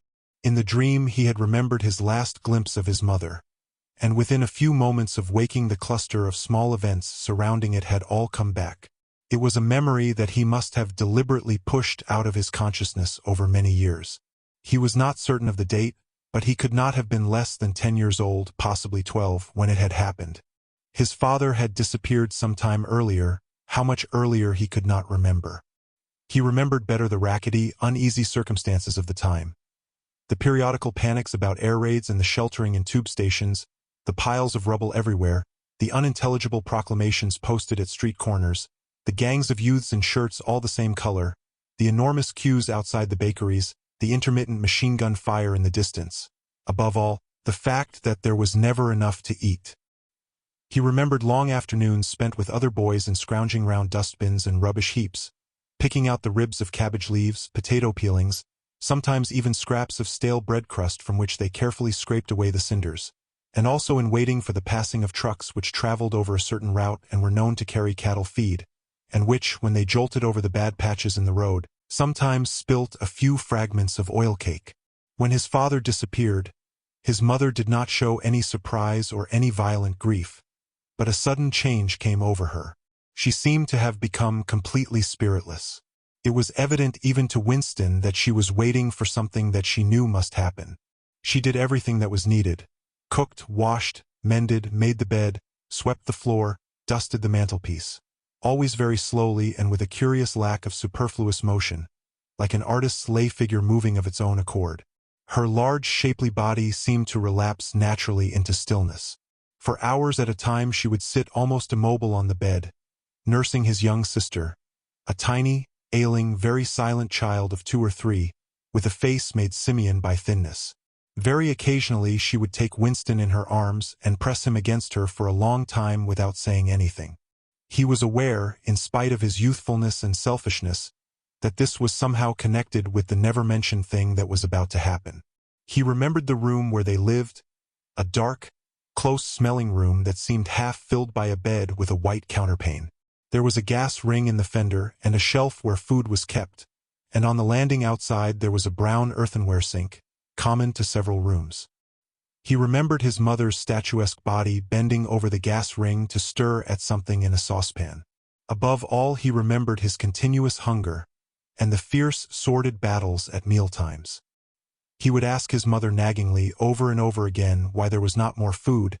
He would shout and storm at her.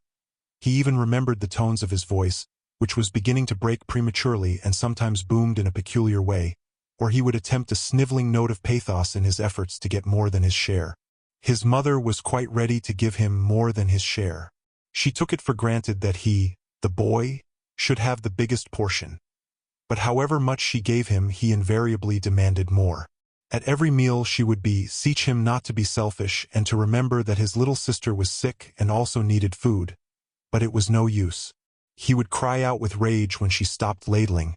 He would try to wrench the saucepan and spoon out of her hands. He would grab bits from his sister's plate. He knew that he was starving the other two, but he could not help it. He even felt that he had a right to do it. The clamorous hunger in his belly seemed to justify him. Between meals, if his mother did not stand guard, he was constantly pilfering at the wretched store of food on the shelf. One day a chocolate ration was issued. There had been no such issue for weeks or months past. He remembered quite clearly that precious little morsel of chocolate. It was a 2-ounce slab. They still talked about ounces in those days between the 3 of them. It was obvious that it ought to be divided into 3 equal parts. Suddenly, as though he were listening to somebody else, Winston heard himself demanding in a loud, booming voice that he should be given the whole piece. His mother told him not to be greedy. There was a long, nagging argument that went round and round, with shouts, whines, tears, remonstrances, bargainings. His tiny sister, clinging to her mother with both hands, exactly like a baby monkey, sat looking over her shoulder at him with large, mournful eyes. In the end, his mother broke off 3/4 of the chocolate and gave it to Winston, giving the other quarter to his sister. The little girl took hold of it and looked at it dully, perhaps not knowing what it was. Winston stood watching her for a moment. Then, with a sudden swift spring, he had snatched the piece of chocolate out of his sister's hand and was fleeing for the door. "Winston, Winston!" his mother called after him. "Come back! Give your sister back her chocolate!" He stopped but did not come back. His mother's anxious eyes were fixed on his face. Even now he was thinking about the thing. He did not know what it was that was on the point of happening. His sister, conscious of having been robbed of something, had set up a feeble wail. His mother drew her arm round the child and pressed its face against her breast. Something in the gesture told him that his sister was dying. He turned and fled down the stairs, with the chocolate growing sticky in his hand. He never saw his mother again. After he had devoured the chocolate, he felt somewhat ashamed of himself and hung about in the streets for several hours, until hunger drove him home. When he came back, his mother had disappeared. This was already becoming normal at that time. Nothing was gone from the room except his mother and his sister. They had not taken any clothes, not even his mother's overcoat. To this day, he did not know with any certainty that his mother was dead. It was perfectly possible that she had merely been sent to a forced labor camp. As for his sister, she might have been removed, like Winston himself, to one of the colonies for homeless children, reclamation centers they were called, which had grown up as a result of the Civil War, or she might have been sent to the labor camp along with his mother, or simply left somewhere or other to die. The dream was still vivid in his mind, especially the enveloping, protecting gesture of the arm in which its whole meaning seemed to be contained. His mind went back to another dream of 2 months ago. Exactly as his mother had sat on the dingy white quilted bed, with the child clinging to her, so she had sat in the sunken ship, far underneath him and drowning deeper every minute, but still looking up at him through the darkening water. He told Julia the story of his mother's disappearance. Without opening her eyes, she rolled over and settled herself into a more comfortable position. "I expect you were a beastly little swine in those days," she said indistinctly. "All children are swine." Yes, but the real point of the story, from her breathing it was evident that she was going off to sleep again. He would have liked to continue talking about his mother. He did not suppose, from what he could remember of her, that she had been an unusual woman, still less an intelligent one, and yet she had possessed a kind of nobility, a kind of purity, simply because the standards that she obeyed were private ones. Her feelings were her own, and could not be altered from outside. It would not have occurred to her that an action which is ineffectual thereby becomes meaningless. If you loved someone, you loved him, and when you had nothing else to give, you still gave him love. When the last of the chocolate was gone, his mother had clasped the child in her arms. It was no use, it changed nothing, it did not produce more chocolate, it did not avert the child's death or her own, but it seemed natural to her to do it. The refugee woman in the boat had also covered the little boy with her arm, which was no more use against the bullets than a sheet of paper.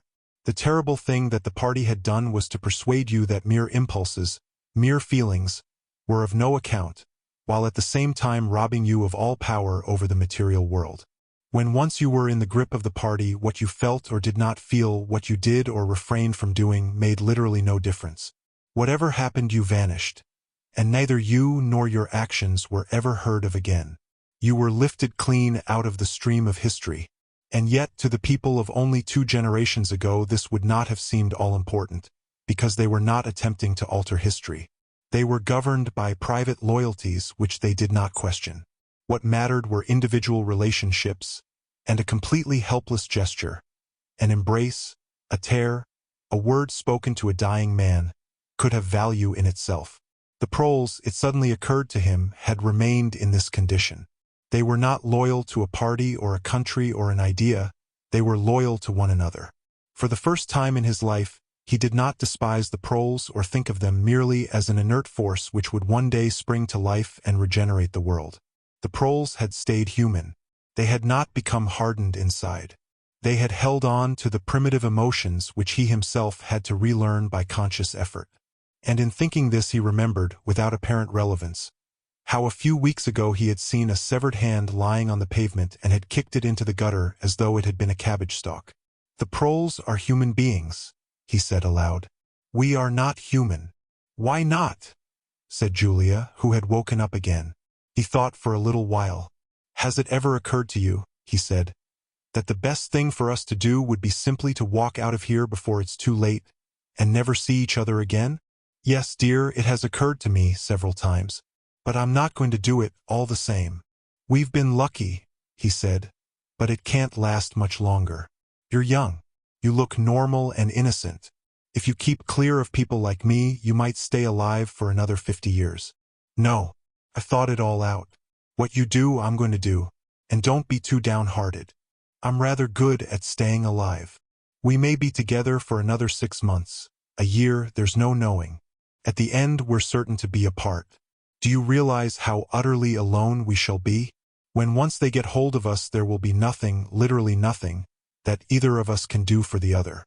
If I confess, they'll shoot you, and if I refuse to confess, they'll shoot you just the same. Nothing that I can do or say, or stop myself from saying, will put off your death for as much as 5 minutes. Neither of us will even know whether the other is alive or dead. We shall be utterly without power of any kind. The one thing that matters is that we shouldn't betray one another, although even that can't make the slightest difference."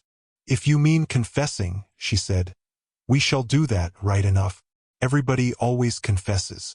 You can't help it. They torture you." "I don't mean confessing. Confession is not betrayal. What you say or do doesn't matter. Only feelings matter. If they could make me stop loving you, that would be the real betrayal." She thought it over. "They can't do that," she said finally. "It's the one thing they can't do.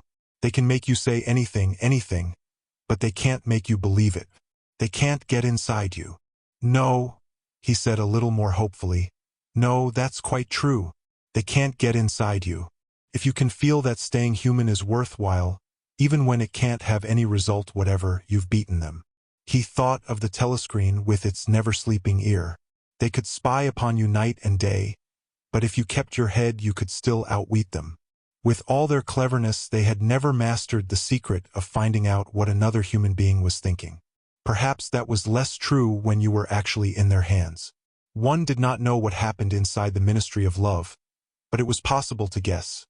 Tortures, drugs, delicate instruments that registered your nervous reactions, gradual wearing down by sleeplessness and solitude and persistent questioning. Facts, at any rate, could not be kept hidden. They could be tracked down by inquiry, they could be squeezed out of you by torture. But if the object was not to stay alive but to stay human, what difference did it ultimately make? They could not alter your feelings.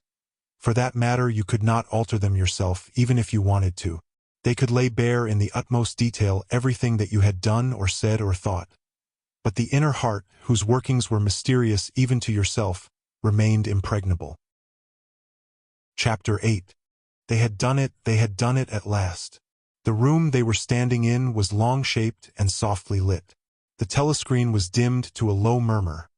The richness of the dark blue carpet gave one the impression of treading on velvet. At the far end of the room O'Brien was sitting at a table under a green-shaded lamp, with a mass of papers on either side of him. He had not bothered to look up when the servant showed Julia and Winston in. Winston's heart was thumping so hard that he doubted whether he would be able to speak. They had done it at last, was all he could think. It had been a rash act to come here at all, and sheer folly to arrive together, though it was true that they had come by different routes and only met on O'Brien's doorstep. But merely to walk into such a place needed an effort of the nerve. It was only on very rare occasions that one saw inside the dwelling places of the inner party, or even penetrated into the quarter of the town where they lived. The whole atmosphere of the huge block of flats, the richness and spaciousness of everything, the unfamiliar smells of good food and good tobacco, the silent and incredibly rapid lifts sliding up and down, the white-jacketed servants hurrying to and fro, everything was intimidating. Although he had a good pretext for come here, he was haunted at every step by the fear that a black-uniformed guard would suddenly appear from round the corner, demand his papers, and order him to get out. O'Brien's servant, however, had admitted the two of them without demur. He was a small, dark-haired man in a white jacket, with a diamond-shaped, completely expressionless face which might have been that of a Chinese. The passage down which he led them was softly carpeted, with cream-papered walls and white wainscoting, all exquisitely clean. That too was intimidating. Winston could not remember ever to have seen a passageway whose walls were not grimy from the contact of human bodies. O'Brien had a slip of paper between his fingers and seemed to be studying it intently. His heavy face, bent down so that one could see the line of the nose, looked both formidable and intelligent. For perhaps 20 seconds he sat without stirring. Then he pulled the speakwrite towards him and rapped out a message in the hybrid jargon of the ministries. Items 1,5,7 approved full-wise stop suggestion contained item 6 double plus ridiculous. Verging crime think cancel stop unproceed construction-wise anti-getting plus full estimates machinery overhead stop end message. He rose deliberately from his chair and came towards them across the soundless carpet. A little of the official atmosphere seemed to have fallen away from him with the newspeak words, but his expression was grimmer than usual, as though he were not pleased at being disturbed. The terror that Winston already felt was suddenly shot through by a streak of ordinary embarrassment. It seemed to him quite possible that he had simply made a stupid mistake. For what evidence had he in reality that O'Brien was any kind of political conspirator? Nothing but a flash of the eyes and a single equivocal remark. Beyond that, only his own secret imaginings, founded on a dream. He could not even fall back on the pretense that he had come to borrow the dictionary, because in that case Julia's presence was impossible to explain. As O'Brien passed the telescreen, a thought seemed to strike him. He stopped, turned aside and pressed a switch on the wall. There was a sharp snap. The voice had stopped. Julia uttered a tiny sound, a sort of squeak of surprise. Even in the midst of his panic, Winston was too much taken aback to be able to hold his tongue. "You can turn it off," he said. "Yes," said O'Brien. "We can turn it off. We have that privy leg." He was opposite them now. His solid form towered over the pair of them, and the expression on his face was still indecipherable. He was waiting, somewhat sternly, for Winston to speak, but about what? Even now it was quite conceivable that he was simply a busy man wondering irritably why he had been interrupted. Nobody spoke. After the stopping of the telescreen the room seemed deadly silent. The seconds marched past, enormous. With difficulty Winston continued to keep his eyes fixed on O'Brien's. Then suddenly the grim face broke down into what might have been the beginnings of a smile. With his characteristic gesture O'Brien resettled his spectacles on his nose. "Shall I say it, or will you?" he said. "I will say it," said Winston promptly. "That thing is really turned off?" "Yes, everything is turned off. We are alone. We have come here because—" He paused, realizing for the first time the vagueness of his own motives. Since he did not in fact know what kind of help he expected from O'Brien, it was not easy to say why he had come here. He went on, conscious that what he was saying must sound both feeble and pretentious. "We believe that there is some kind of conspiracy, some kind of secret organization working against the party, and that you are involved in it. We want to join it and work for it. We are enemies of the party. We disbelieve in the principles of Ingsoc. We are thought criminals. We are also adulterers. I tell you this because we want to put ourselves at your mercy. If you want us to incriminate ourselves in any other way, we are ready." He stopped and glanced over his shoulder, with the feeling that the door had opened. Sure enough, the little yellow-faced servant had come in without knocking. Winston saw that he was carrying a tray with a decanter and glasses. "Martin is one of us," said O'Brien impassively. "Bring the drinks over here, Martin. Put them on the round table. Have we enough chairs? Then we may as well sit down and talk in comfort. Bring a chair for yourself, Martin. This is business. You can stop being a servant for the next 10 minutes. The little man sat down, quite at his ease, and yet still with a servant-like air, the air of a valet enjoying a privilege. Winston regarded him out of the corner of his eye. It struck him that the man's whole life was playing a part, and that he felt it to be dangerous to drop his assumed personality even for a moment. O'Brien took the decanter by the neck and filled up the glasses with a dark red liquid. It aroused in Winston dim memories of something seen long ago on a wall or a hoarding. A vast bottle composed of electric lights which seemed to move up and down and pour its contents into a glass. Seen from the top, the stuff looked almost black, but in the decanter it gleamed like a ruby. It had a sour-sweet smell. He saw Julia pick up her glass and sniff at it with frank curiosity. "It is called wine," said O'Brien with a faint smile. "You will have read about it in books, no doubt. Not much of it gets to the outer party, I am afraid." His face grew solemn again, and he raised his glass. "I think it is fitting that we should begin by drinking a health. To our leader, to Emmanuel Goldstein." Winston took up his glass with a certain eagerness. Wine was a thing he had read and dreamed about. Like the glass paperweight or Mr. Charrington's half-remembered rhymes, it belonged to the vanished, romantic past, the olden time as he liked to call it in his secret thoughts. For some reason he had always thought of wine as having an intensely sweet taste, like that of blackberry jam, and an immediate intoxicating effect.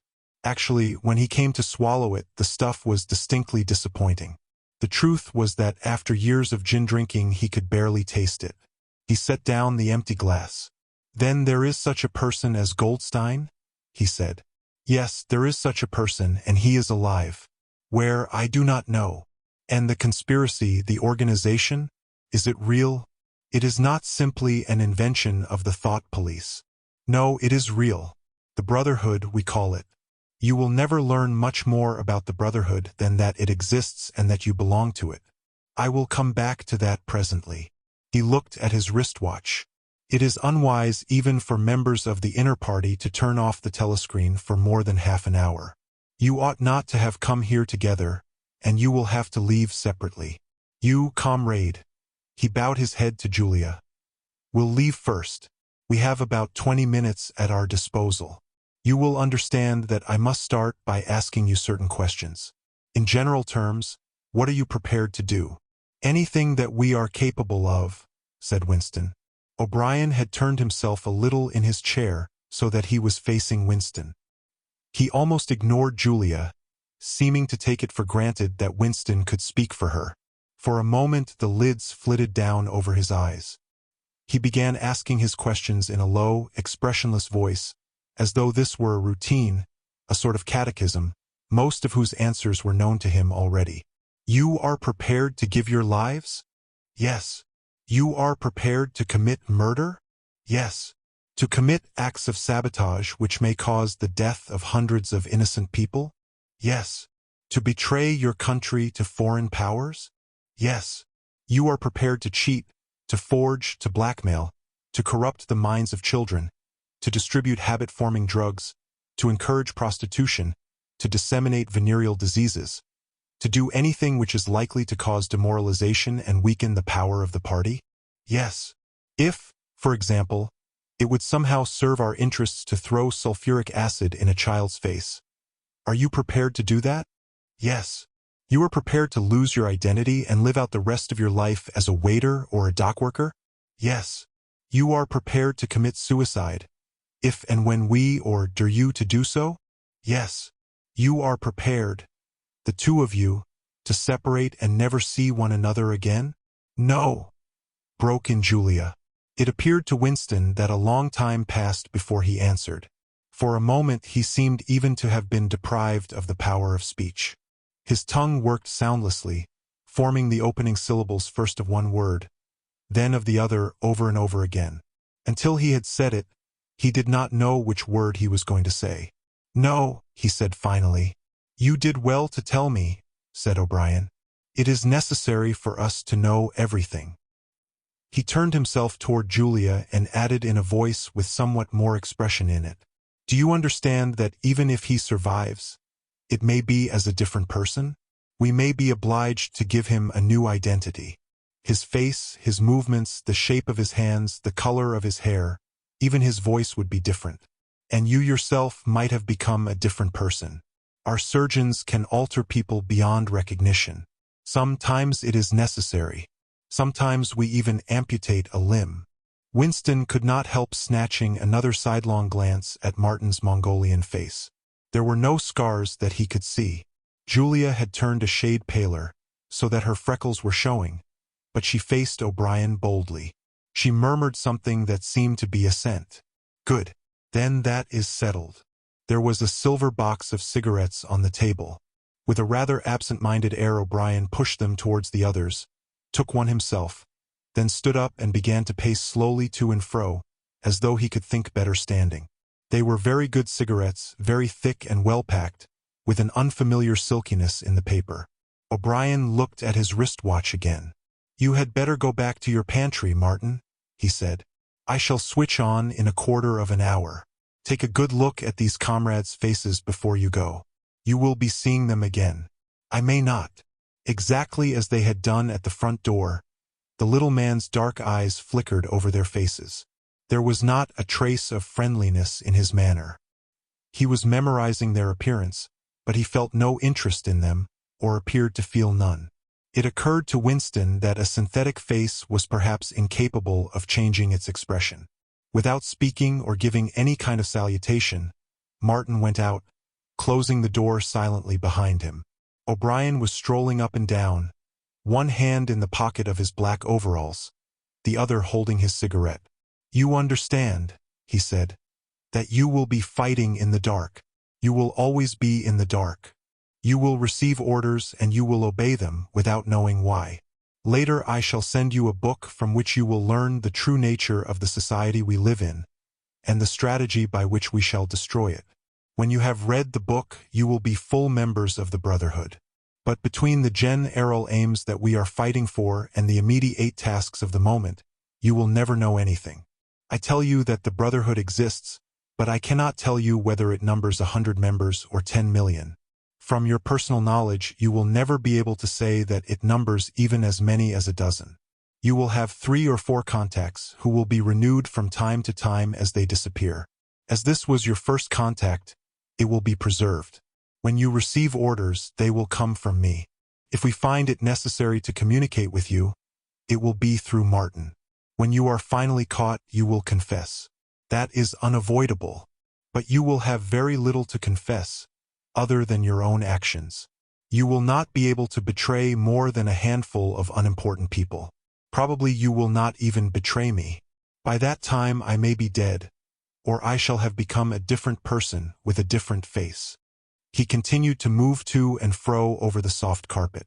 In spite of the bulkiness of his body, there was a remarkable grace in his movements. It came out even in the gesture with which he thrust a hand into his pocket, or manipulated a cigarette. More even than of strength, he gave an impression of confidence and of an understanding tinged by irony. However much in earnest he might be, he had nothing of the single-mindedness that belongs to a fanatic. When he spoke of murder, suicide, venereal disease, amputated limbs, and altered faces, it was with a faint air of persiflage. "This is unavoidable," his voice seemed to say. "This is what we have got to do unflinchingly. But this is not what we shall be doing when life is worth living again." A wave of admiration, almost of worship, flowed out from Winston towards O'Brien. For the moment he had forgotten the shadowy figure of Goldstein. When you looked at O'Brien's powerful shoulders and his blunt-featured face, so ugly and yet so civilized, it was impossible to believe that he could be defeated. There was no stratagem that he was not equal to, no danger that he could not foresee. Even Julia seemed to be impressed. She had let her cigarette go out and was listening intently. O'Brien went on. "You will have heard rumors of the existence of the Brotherhood. No doubt you have formed your own picture of it. You have imagined, probably, a huge underworld of conspirators, meeting secretly in cellars, scribbling MS, sages on walls, recognizing one another by code words or by special movements of the hand. Nothing of the kind exists.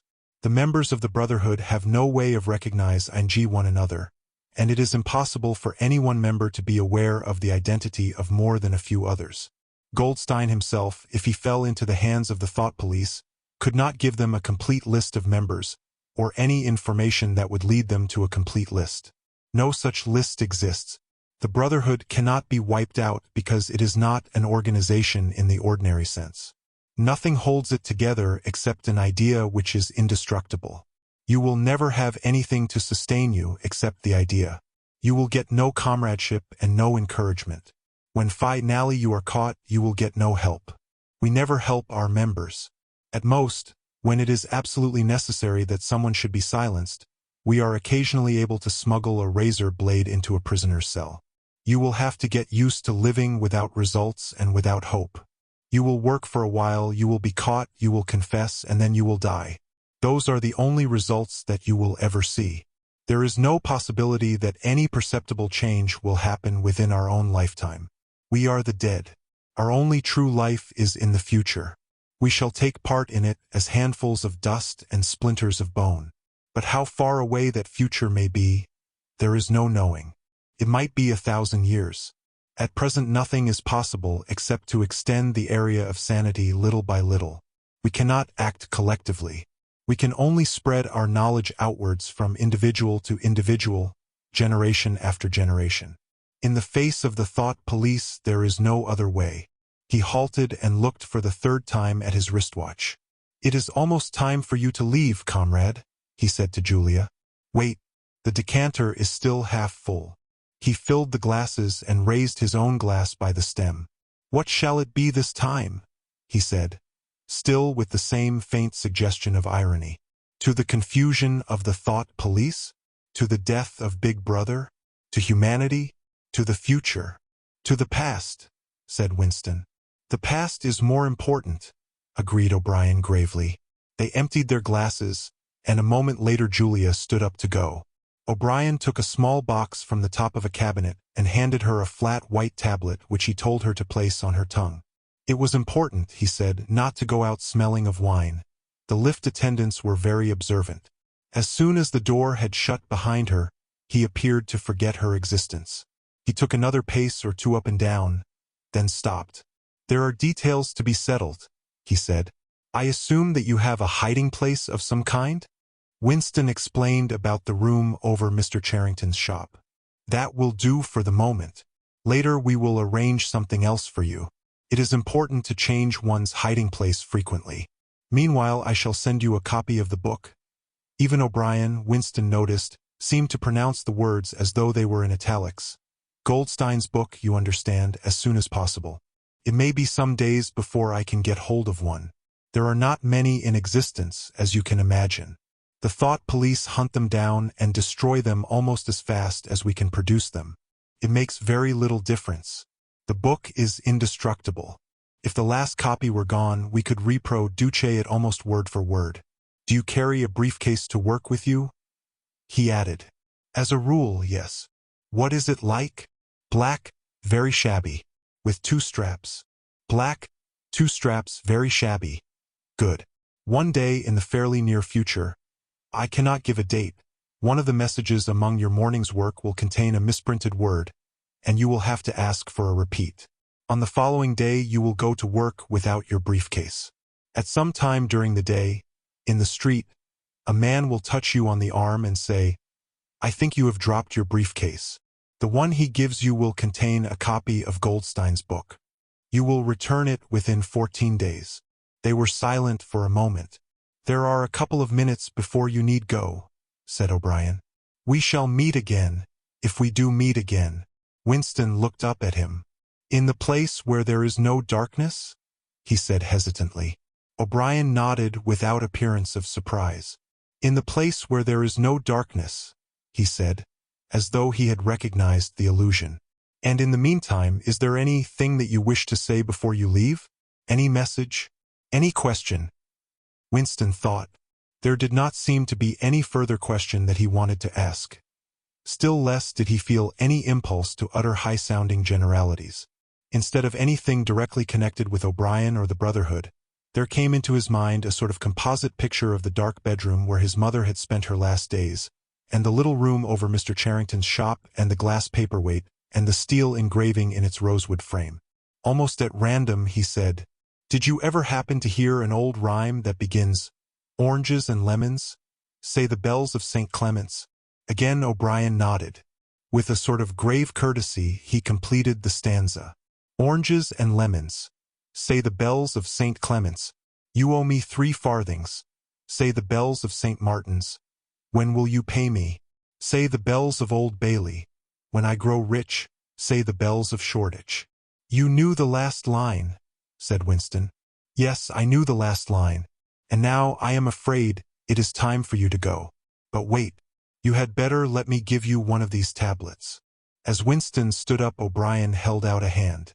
His powerful grip crushed the bones of Winston's palm. At the door, Winston looked back, but O'Brien seemed already to be in process of putting him out of mind.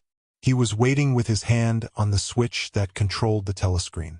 Beyond him, Winston could see the writing table with its green-shaded lamp and the speakwrite and the wire baskets deep laden with papers.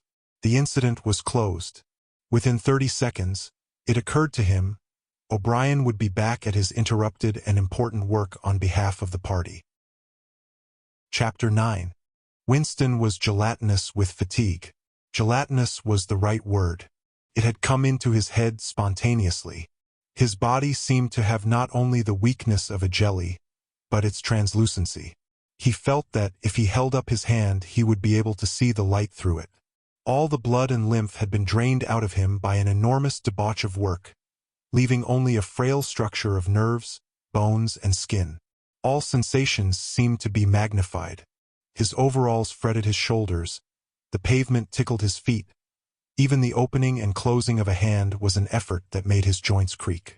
He had worked more than 90 hours in 5 days. So had everyone else in the ministry. Now it was all over, and he had literally nothing to do, no party work of any description, until tomorrow morning. He could spend 6 hours in the hiding place and another 9 in his own bed. Slowly, in mild afternoon sunshine, he walked up a dingy street in the direction of Mr. Charrington's shop, keeping one eye open for the patrols, but irrationally convinced that this afternoon there was no danger of anyone interfering with him. The heavy briefcase that he was carrying bumped against his knee at each step, sending a tingling sensation up and down the skin of his leg. Inside it was the book, which he had now had in his possession for 6 days and had not yet opened nor even looked at. On the 6th day of Hate Week, after the processions, the speeches, the shouting, the singing, the banners, the posters, the films, the waxworks, the rolling of drums and squealing of trumpets, the tramp of marching feet, the grinding of the caterpillars of tanks, the roar of massed planes, the booming of guns. After 6 days of this, when the great orgasm was quivering to its climax and the general hatred of Eurasia had boiled up into such delirium that if the crowd could have got their hands on the 2,000 Eurasian war criminals who were to be publicly hanged on the last day of the proceedings, they would unquestionably have torn them to pieces. At just this moment it had been announced that Oceania was not after all at war with Eurasia. Oceania was at war with Eastasia. Eurasia was an ally. There was, of course, no admission that any change had taken place. Merely it became known, with extreme suddenness and everywhere at once, that Eastasia and not Eurasia was the enemy. Winston was taking part in a demonstration in one of the central London squares at the moment when it happened. It was night, and the white faces and the scarlet banners were luridly floodlit. The square was packed with several thousand people, including a block of about 1,000 schoolchildren in the uniform of the spies. On a scarlet-draped platform, an orator of the inner party, a small lean man with disproportionately long arms and a large bald skull over which a few lank locks straggled, was haranguing the crowd. A little Rumpelstiltskin figure, contorted with hatred. He gripped the neck of the microphone with one hand while the other, enormous at the end of a bony arm, clawed the air menacingly above his head. His voice, made metallic by the amplifiers, boomed forth an endless catalogue of atrocities, massacres, deportations, lootings, rapings, torture of prisoners, bombing of civilians, lying propaganda, unjust aggressions, broken treaties. It was almost impossible to listen to him without being first convinced and then maddened. At every few moments the fury of the crowd boiled over and the voice of the speaker was drowned by a wild beast-like roaring that rose uncontrollably from thousands of throats. The most savage yells of all came from the schoolchildren. The speech had been proceeding for perhaps 20 minutes when a messenger hurried on to the platform and a scrap of paper was slipped into the speaker's hand. He unrolled and read it without pausing in his speech. Nothing altered in his voice or manner, or in the content of what he was saying, but suddenly the names were different. Without words said, a wave of understanding rippled through the crowd. Oceania was at war with Eastasia. The next moment there was a tremendous commotion. The banners and posters with which the square was decorated were all wrong. Quite half of them had the wrong faces on them. It was sabotage. The agents of Goldstein had been at work. There was a riotous interlude while posters were ripped from the walls, banners torn to shreds and trampled underfoot. The spies performed prodigies of activity in clambering over the rooftops and cutting the streamers that fluttered from the chimneys. But within 2 or 3 minutes it was all over. The orator still gripping the neck of the microphone, his shoulders hunched forward, his free hand clawing at the air, had gone straight on with his speech. 1 minute more, and the feral roars of rage were again bursting from the crowd. The hate continued exactly as before, except that the target had been changed. The thing that impressed Winston in looking back was that the speaker had switched from one line to the other truly in mid-sentence, not only without a pause, but without even breaking the syntax. But at the moment he had other things to preoccupy him. It was during the moment of disorder while the posters were being torn down that a man whose face he did not see had tapped him on the shoulder and said, "Excuse me, I think you've dropped your briefcase." He took the briefcase abstractedly, without speaking. He knew that it would be days before he had an opportunity to look inside it. The instant that the demonstration was over he went straight to the Ministry of Truth, though the time was now nearly 23 hours. The entire staff of the ministry had done likewise. The orders already issuing from the telescreen, recalling them to their posts, were hardly necessary. Oceania was at war with Eastasia. Oceania had always been at war with Eastasia. A large part of the political literature of 5 years was now completely obsolete. Reports and records of all kinds, newspapers, books, pamphlets, films, soundtracks, photographs, all had to be rectified at lightning speed. Although no directive was ever issued, it was known that the chiefs of the department intended that within 1 week no reference to the war with Eurasia, or the alliance with Eastasia, should remain in existence anywhere. The work was overwhelming, all the more so because the processes that it involved could not be called by their true names. Everyone in the records department worked 18 hours in the 24, with 2 3-hour snatches of sleep. Mattresses were brought up from the cellars and pitched all over the corridors. Meals consisted of sandwiches and victory coffee wheeled round on trolleys by attendants from the canteen. Each time that Winston broke off for one of his spells of sleep, he tried to leave his desk clear of work, and each time that he crawled back sticky-eyed and aching, it was to find that another shower of paper cylinders had covered the desk like a snowdrift, halbering the speakwrite and overflowing onto the floor, so that the first job was always to stack them into a neat enough pile to give him room to work. What was worst of all was that the work was by no means purely mechanical. Often it was enough merely to substitute one name for another, but any detailed report of events demanded care and imagination. Even the geographical knowledge that one needed in transferring the war from one part of the world to another was considerable. By the 3rd day his eyes ached unbearably and his spectacles needed wiping every few minutes. It was like struggling with some crushing physical task, something which one had the right to refuse and which one was nevertheless neurotically anxious to accomplish. In so far as he had time to remember it, he was not troubled by the fact that every word he murmured into the speakwrite, every stroke of his ink pencil, was a deliberate lie. He was as anxious as anyone else in the department that the forgery should be perfect. On the morning of the 6th day the dribble of cylinders slowed down. For as much as half an hour nothing came out of the tube. Then one more cylinder, then nothing. Everywhere at about the same time the work was easing off. A deep and as it were secret sigh went through the department. A mighty deed, which could never be mentioned, had been achieved. It was now impossible for any human being to prove by documentary evidence that the war with Eurasia had ever happened. At 1200 it was unexpectedly announced that all workers in the ministry were free till tomorrow morning. Winston, still carrying the briefcase containing the book, which had remained between his feet while he worked and under his body while he slept, went home, shaved himself, and almost fell asleep in his bath, although the water was barely more than tepid.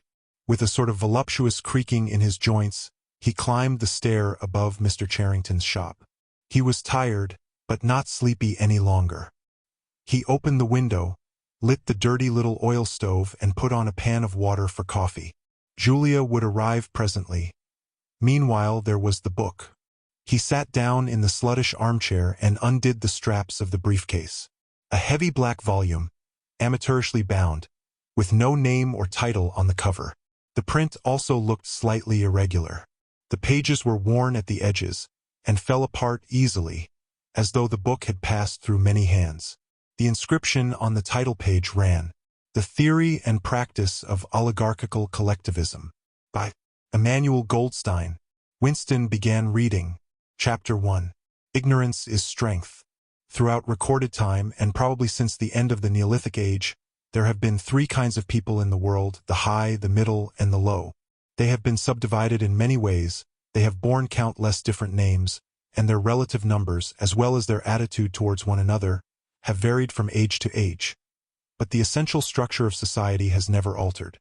Even after enormous upheavals and seemingly irrevocable changes, the same pattern has always reasserted itself, just as a gyroscope will always return to equilibrium, however far it is pushed one way or the other. The aims of these groups are entirely irreconcilable. Winston stopped reading, chiefly in order to appreciate the fact that he was reading in comfort and safety. He was alone. No telescreen, no ear at the keyhole, no nervous impulse to glance over his shoulder or cover the page with his hand. The sweet summer air played against his cheek. From somewhere far away there floated the faint shouts of Cheel, Dren. In the room itself there was no sound except the insect voice of the clock. He settled deeper into the armchair and put his feet up on the fender. It was bliss, it was eternity. Suddenly, as one sometimes does with a book of which one knows that one will ultimately read and reread every word, he opened it at a different place and found himself at Chapter 3. He went on reading. Chapter 3. War is Peace. The splitting up of the world into three great superstates was an event which could be and indeed was foreseen before the middle of the 20th century. With the absorption of Europe by Russia and of the British Empire by the United States, two of the three existing powers, Eurasia and Oceania, were already effectively in being. The third, Eastasia, only emerged as a distinct unit after another decade of confused fighting. The frontiers between the three superstates are in some places arbitrary, and in others they fluctuate according to the fortunes of war, but in general they follow geographical lines. Eurasia comprises the whole of the northern part of the European and Asiatic landmass, from Portugal to the Bering Strait. Oceania comprises the Americas, the Atlantic Islands including the British Isles, Australasia, and the southern portion of Africa. Eastasia, smaller than the others and with a less definite western frontier, comprises China and the countries to the south of it, the Japanese islands and a large but fluctuating portion of Manchuria, Mongolia, and Tibet. In one combination or another, these three superstates are permanently at war, and have been so for the past 25 years. War, however, is no longer the desperate, annihilating struggle that it was in the early decades of the 20th century. It is a warfare of limited aims between combatants who are unable to destroy one another, have no material cause for fighting, and are not divided by any genuine ideological difference. This is not to say that either the conduct of war, or the prevailing attitude towards it, has become less bloodthirsty or more chivalrous. On the contrary, war hysteria is continuous and universal in all countries, and such acts as raping, looting, the slaughter of children, the reduction of whole populations to slavery, and reprisals against prisoners which extend even to boiling and burying alive, are looked upon as normal, and, when they are committed by one's own side and not by the enemy, meritorious. But in a physical sense war involves very small numbers of people, mostly highly trained specialists, and causes comparatively few casualties.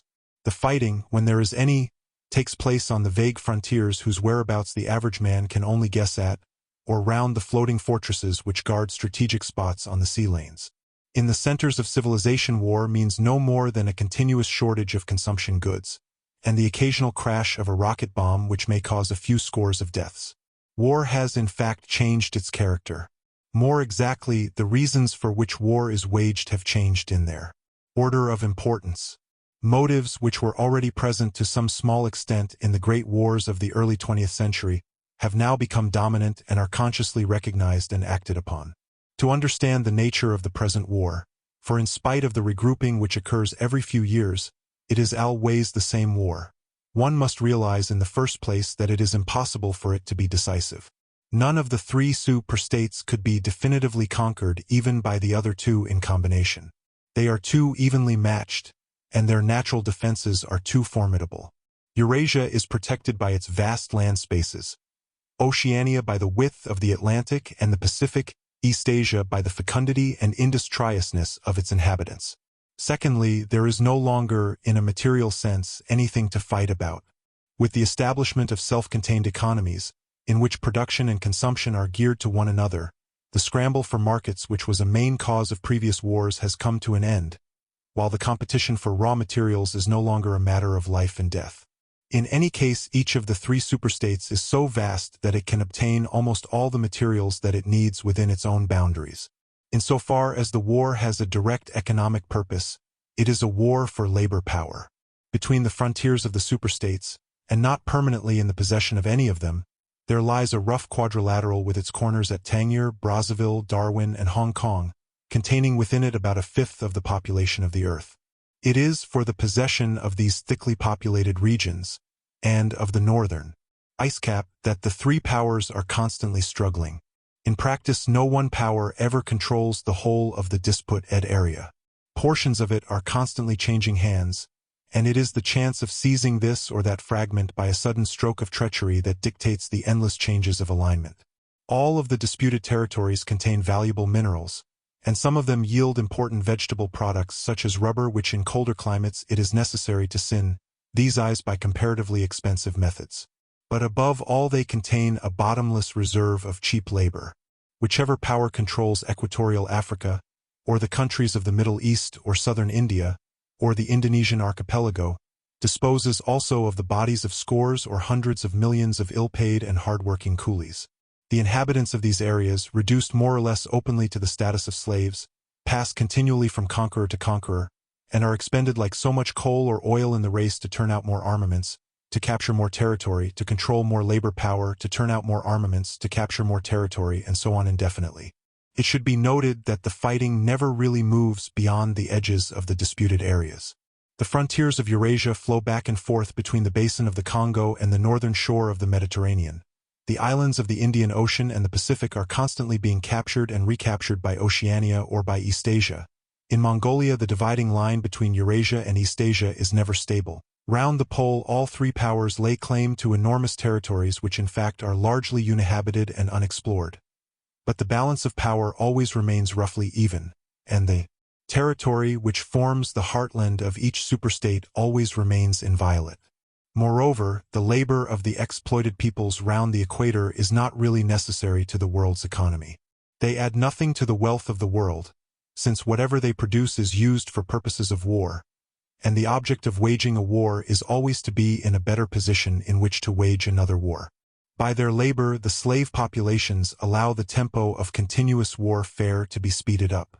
But if they did not exist, the structure of world society and the process by which it maintains itself would not be essentially different. The primary aim of modern warfare, in accordance with the principles of doublethink, this aim is simultaneously recognized and not recognized by the directing brains of the inner party, is to use up the products of the machine without raising the general standard of living. Ever since the end of the 19th century, the problem of what to do with the surplus of consumption goods has been latent in industrial society. At present, when few human beings even have enough to eat, this problem is obviously not urgent, and it might not have become so, even if no artificial processes of destruction had been at work. The world of today is a bare, hungry, dilapidated place compared with the world that existed before 1914, and still more so if compared with the imaginary future to which the people of that period looked forward. In the early 20th century, the vision of a future society unbelievably rich, leisured, orderly, and efficient, a glittering antiseptic world of glass and steel and snow-white concrete, was part of the consciousness of nearly every literate person. Science and technology were developing at a prodigious speed, and it seemed natural to assume that they would go on developing. This failed to happen, partly because of the impoverishment caused by a long series of wars and revolutions, partly because scientific and technical progress depended on the empirical habit of thought, which could not survive in a strictly regimented society. As a whole, the world is more primitive today than it was 50 years ago. Certain backward areas have advanced, and various devices, always in some way connected with warfare and police espionage, have been developed, but experiment and invention have largely stopped, and the ravages of the atomic war of the 1950s have never been fully repaired. Nevertheless, the dangers inherent in the machine are still there.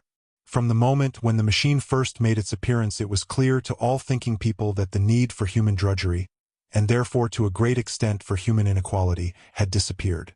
If the machine were used deliberately for that end, hunger, overwork, dirt, illiteracy, and disease could be eliminated within a few generations. And in fact, without being used for any such purpose but by a sort of automatic process, by producing wealth which it was sometimes impossible not to distribute, the machine did raise the living standards of the average hum, and being very greatly over a period of about 50 years at the end of the 19th and the beginning of the 20th centuries. But it was also clear that an all-round increase in wealth threatened the destruction, indeed, in some sense was the destruction of a hierarchical society. In a world in which everyone worked short hours, had enough to eat, lived in a house with a bathroom and a refrigerator, and possessed a motor car or even an airplane, the most obvious and perhaps the most important form of inequality would already have disappeared. If it once became general, wealth would confer no distinction. It was possible, no doubt, to imagine a society in which wealth, in the sense of personal possessions and luxuries, should be evenly distributed, while power remained in the hands of a small privileged caste. But in practice, such a society could not long remain establi. For if leisure and security were enjoyed by all alike, the great mass of human beings who are normally stupefied by poverty would become literate and would learn to think for themselves. And when once they had done this, they would sooner or later realize that the privileged minority had no function, and they would sweep it away. In the long run, a hierarchical society was only possible on a basis of poverty and ignorance. To return to the agricultural past, as some thinkers about the beginning of the 20th century dreamed of doing, was not a practicable solution. It conflicted with the tendency towards mechanization which had become quasi-instinctive throughout almost the whole world, and moreover, any country which remained industrially backward was helpless in a military sense and was bound to be dominated, directly or indirectly, by its more advanced rivals. Nor was it a satisfactory solution to keep the masses in poverty by restricting the output of goods. This happened to a great extent during the final phase of capitalism, roughly between 1920 and 1940.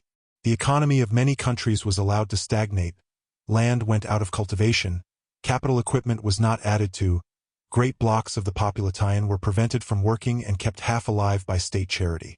But this, too, entailed military weakness, and since the privations it inflicted were obviously unnecessary, it made opposition inevitable. The problem was how to keep the wheels of industry turning without increasing the real wealth of the world. Goods must be produced, but they must not be distributed. And in practice, the only way of achieving this was by continuous warfare. The essential act of war is destruction, not necessarily of human lives, but of the products of human labor. War is a way of shattering to pieces or pouring into the stratosphere or sinking in the depths of the sea, materials which might otherwise be used to make the masses too comfortable, and hence, in the long run, too intelligent. Even when weapons of war are not actually destroyed, their manufacture is still a convenient way of expending labor power without producing anything that can be consumed. A floating fortress, for example, has locked up in it the labor that would build several hundred cargo ships. Ultimately, it is scrapped as obsolete, never having brought any material benefit to any body, and with further enormous labors another floating fortress is built. In principle, the war effort is always so planned as to eat up any surplus that might exist after meeting the bare needs of the population. In practice, the needs of the population are always underestimated, with the result that there is a chronic shortage of half the necessities of life. But this is looked on as an advantage. It is deliberate policy to keep even the favored groups somewhere near the brink of hardship, because a general state of scarcity increases the importance of small privileges and thus magnifies the distinction between one group and another. By the standards of the early 20th century, even a member of the inner party lives an austere, laborious kind of life. Nevertheless, the few luxuries that he does enjoy, his large, well-appointed flat, the better texture of his clothes, the better quality of his food and drink and tobacco, his 2 or 3 servants, his private motor car or helicopter, set him in a different world from a member of the outer party, and the members of the outer party have a similar advantage in comparison with the submerged masses whom we call the proles. The social atmosphere is that of a besieged city, where the possession of a lump of horseflesh makes the difference between wealth and poverty. And at the same time, the consciousness of being at war, and therefore in danger, makes the handing over of all power to a small caste seem the natural, unavoidable condition of survival. War, it will be seen, accomplishes the necessary destruction, but accomplishes it in a psychologically acceptable way. In principle, it would be quite simple to waste the surplus labor of the world by building temples and pyramids, by digging holes and filling them up again, or even by producing vast quantities of goods and then setting fire to them. But this would provide only the economic and not the emotional basis for a hierarchical society. What is concerned here is not the morale of masses, whose attitude is unimportant so long as they are kept steadily at work, but the morale of the party itself. Even the humblest party member is expected to be competent, industrious, and even intelligent within narrow limits, but it is also necessary that he should be a credulous and ignorant fanatic whose prevailing moods are fear, hatred, adulation, and orgiastic triumph. In other words, it is necessary that he should have the mentality appropriate to a state of war. It does not matter whether the war is actually happening, and, since no decisive victory is possible, it does not matter whether the war is going well or badly. All that is needed is that a state of war should exist. The splitting of the intelligence which the party requires of its members, and which is more easily achieved in an atmosphere of war, is now almost universal, but the higher up the ranks one goes, the more marked it becomes. It is precisely in the inner party that war hysteria and hatred of the enemy are strongest. In his capacity as an administrator, it is often necessary for a member of the inner party to know that this or that item of war news is untruthful, and he may often be aware that the entire war is spurious and is either not happening or is being waged for purposes quite other than the declared ones. But such knowledge is easily neutralized by the technique of doublethink. Meanwhile, no inner party member wavers for an instant in his mystical belief that the war is real, and that it is bound to end victoriously, with Oceania the undisputed master of the entire world. All members of the inner party believe in this coming conquest as an article of faith. It is to be achieved either by gradually acquiring more and more territory and so building up an overwhelming preponderance of power, or by the discovery of some new and unanswerable weapon. The search for new weapons continues unceasingly, and is one of the very few remaining activities in which the inventive or speculative type of mind can find any outlet. In Oceania at the present day, science, in the old sense, has almost ceased to exist. In Newspeak there is no word for science. The empirical method of thought, on which all the scientific achievements of the past were founded, is opposed to the most fundamental principles of Ingsoc. And even technological progress only happens when its products can in some way be used for the diminution of human liberty. In all the useful arts the world is either standing still or ing backwards. The fields are cultivated with horseplows while books are written by machinery. But in matters of vital importance, meaning in effect war and police espionage, the empirical approach is still encouraged or at least tolerated. The two aims of the party are to conquer the whole surface of the earth and to extinguish once and for all the possibility of independent thought. There are therefore two great problems which the party is concerned to solve. One is how to discover, against his will, what another human being is thinking, and the other is how to kill several 100 million people in a few seconds without giving warning beforehand. Insofar as scientific research still continues, this is its subject matter. The scientist of today is either a mixture of psychologist and inquisitor, studying with real ordinary minuteness the meaning of facial expressions, gestures, and tones of voice, and testing the truth-producing effects of drugs, shock therapy, hypnosis, and physical torture, or he is chemist, physicist, or biologist concerned only with such branches of his special subject as are relevant to the taking of life. In the vast laboratories of the Ministry of Peace, and in the experimental stations hidden in the Brazilian forests, or in the Australian desert, or on lost islands of the Antarctic, the teams of experts are indefatigably at work. Some are concerned simply with planning the logistics of future wars. Others devise larger and larger rocket bombs, more and more powerful explosives, and more impenetrable armor plating. Others search for new and deadlier gases, or for soluble poisons capable of being produced in such quantities as to destroy the vegetation of whole continents, or for breeds of diseased germs immunized against all possible antibodies. Others strive to produce a vehicle that shall bore its way under the soil like a submarine under the water, or an aeroplane as independent of its base as a sailing ship. Others explore even remoter possibilities such as focusing the sun's rays through lenses suspended thousands of kilometers away in space, or producing artificial earthquakes and tidal waves by tapping the heat at the Earth's center. But none of these projects ever comes anywhere near realization, and none of the three superstates ever gains a significant lead on the others. What is more remarkable is that all three powers already possess, in the atomic bomb, a weapon far more powerful than any that their present researches are likely to discover. Although the party, according to its habit, claims the invention for itself, atomic bombs first appeared as early as the 1940s, and were first used on a large scale about 10 years later. At that time, some hundreds of bombs were dropped on industrial centers, chiefly in European Russia, Western Europe, and North America. The effect was to convince the ruling groups of all countries that a few more atomic bombs would mean the end of organized society, and hence of their own power. Thereafter, although no formal agreement was ever made or hinted at, no more bombs were dropped. All three powers merely continue to produce atomic bombs and store them up against the decisive opportunity which they all believe will come sooner or later. And meanwhile, the art of war has remained almost stationary for 30 or 40 years. Helicopters are more used than they were formerly, bombing planes have been largely superseded by self-propelled projectiles, and the fragile movable battleship has given way to the almost unsinkable floating fortress. But otherwise there has been little development. The tank, the submarine, the torpedo, the machine gun, even the rifle and the hand grenade are still in use.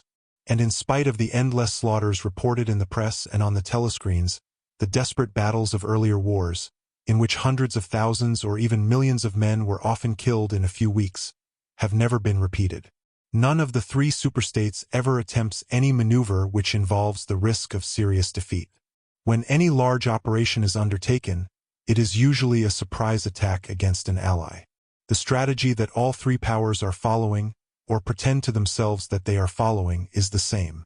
The plan is, by a combination of fighting, bargaining, and well-timed strokes of treachery, to acquire a ring of bases completely encircling one or other of the rival states, and then to sign a pact of friendship with that rival and remain on peaceful terms for so many years as to lull suspicion to sleep. During this time, rockets loaded with atomic bombs can be assembled at all the strategic spots. Finally, they will all be fired simultaneously, with effects so devastating as to make retaliation impossible. It will then be time to sign a pact of friendship with the remaining world power, in preparation for another attack. This scheme, it is hardly necessary to say, is a mere daydream impossible of realization. Moreover, no fighting ever occurs except in the disputed areas round the equator and the pole. No invasion of enemy territory is ever undertaken. This explains the fact that in some places the frontiers between the superstates are arbitrary. Eurasia, for example, could easily conquer the British Isles, which are geographically part of Europe, or on the other hand it would be possible for Oceania to push its frontiers to the Rhine or even to the Vistula. But this would violate the principle, followed on all sides though never formulated, of cultural integrity. If Oceania were to conquer the areas that used once to be known as France and Germany, it would be necessary either to exterminate the inhabitants, a task of great physical difficulty, or to assimilate a population of about 100 million people who, so far as technical development goes, are roughly on the oceanic level. The problem is the same for all three superstates. It is absolutely necessary to their structure that there should be no contact with foreigners, except, to a limited extent, with war prisoners and colored slaves. Even the official ally of the moment is always regarded with the darkest suspicion. War prisoners apart, the average citizen of Oceania never sets eyes on a citizen of either Eurasia or Eastasia, and he is forbidden the knowledge of foreign languages. If he were allowed contact with foreigners, he would discover that they are creatures similar to himself and that most of what he has been told about them is lies. The sealed world in which he lives would be broken, and the fear, hatred, and self-righteousness on which his morale depends might evaporate. It is therefore realized on all sides that however often Persia, or Egypt, or Java, or Ceylon may change hands, The main frontiers must never be crossed by anything except bombs. Under this lies a fact never mentioned aloud, but tacitly understood and acted upon.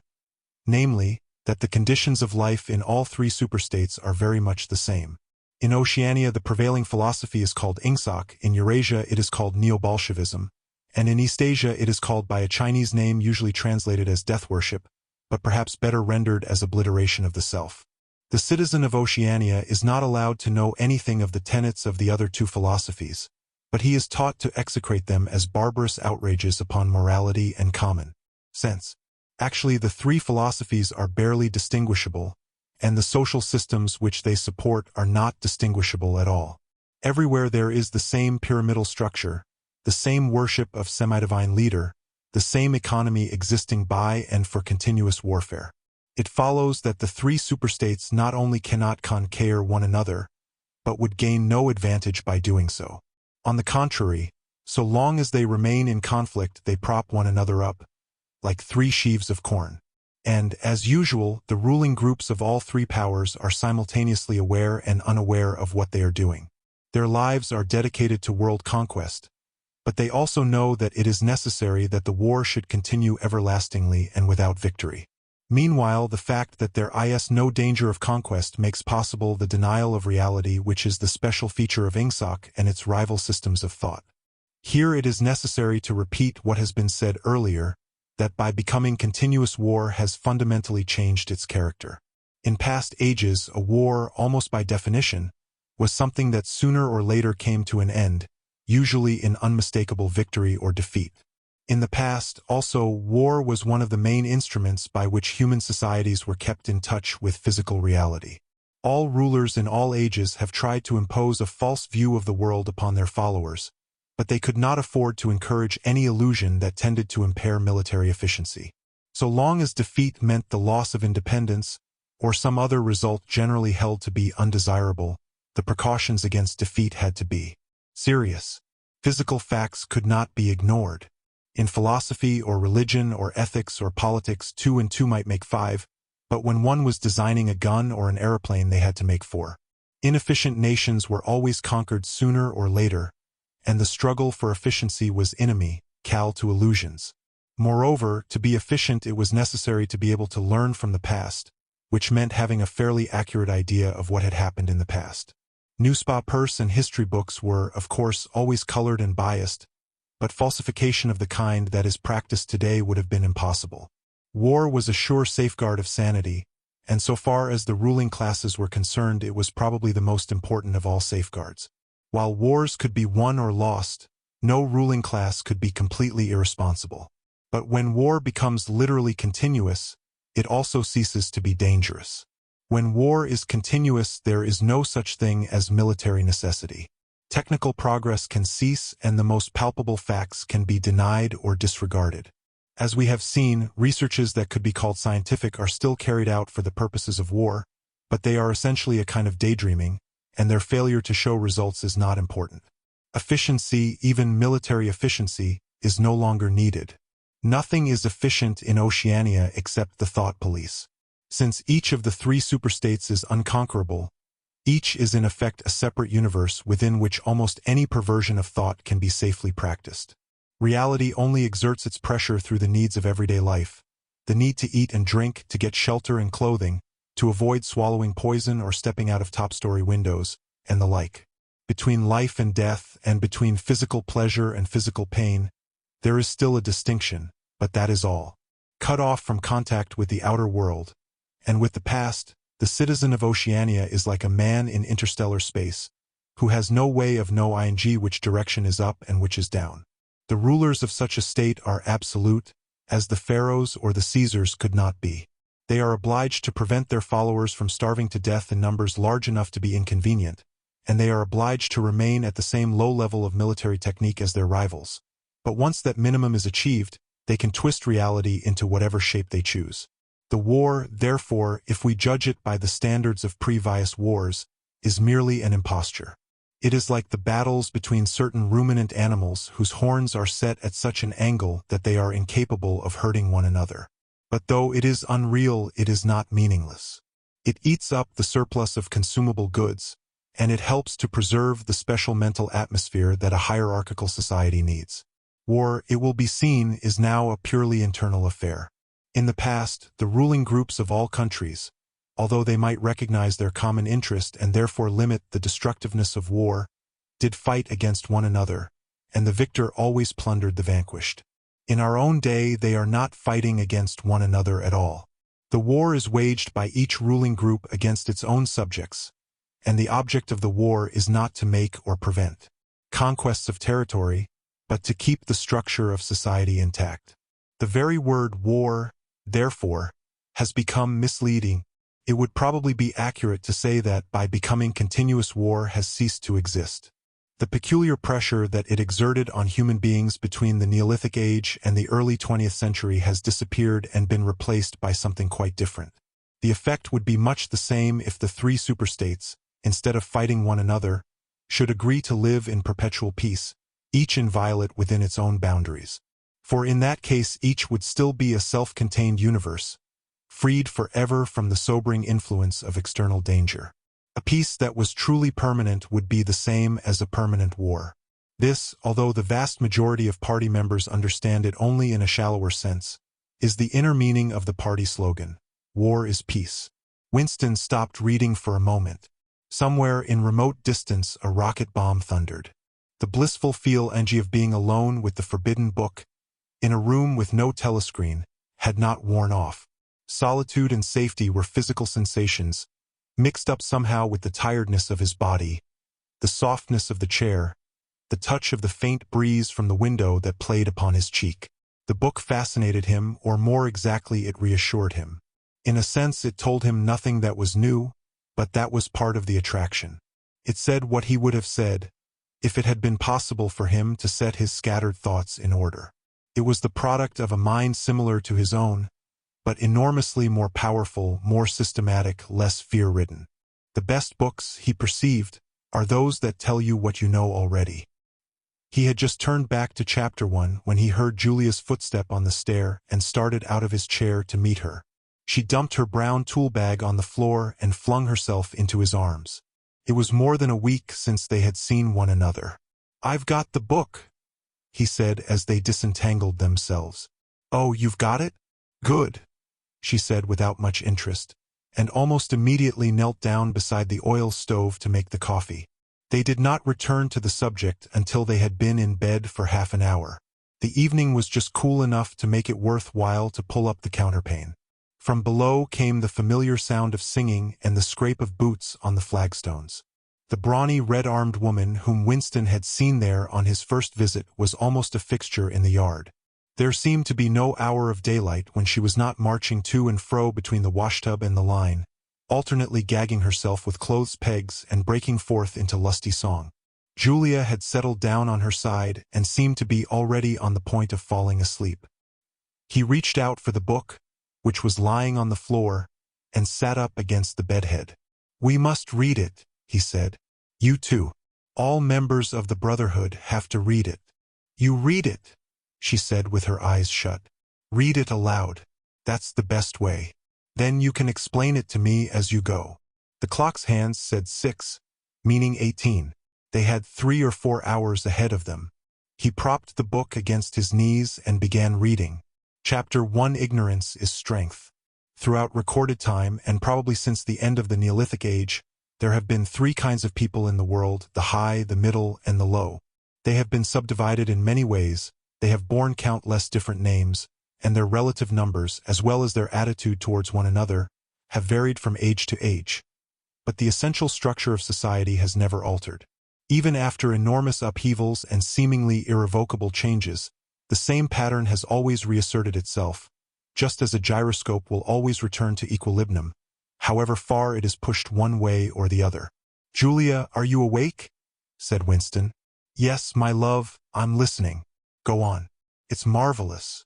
He continued reading. "The aims of these 3 groups are entirely irreconcilable. The aim of the high is to remain where they are. The aim of the middle is to change places with the high. The aim of the low, when they have an aim, for it is an abiding characteristic of the low that they are too much crushed by drudgery to be more than intermittently conscious of anything outside their daily lives, is to abolish all distinctions and create a society in which all men shall be equal. Thus, throughout history, a struggle which is the same in its main outlines recurs over and over again.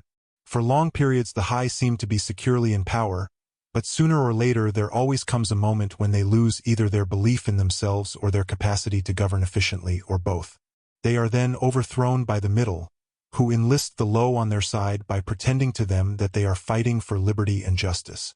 As soon as they have reached their objective, the middle thrust the low back into their old position of servitude, and themselves become the high. Presently a new middle group splits off from one of the other groups, or from both of them, and the struggle begins over again. Of the three groups, only the low are never even temporarily successful in achieving their aims. It would be an exaggeration to say that throughout history there has been no progress of a material kind. Even today, in a period of decline, the average human being is physically better off than he was a few centuries ago. But no advance in wealth, no softening of manners, no reform or revolution has ever brought human equality a millimeter nearer. From the point of view of the low, no historic change has ever meant much more than a change in the name of their masters.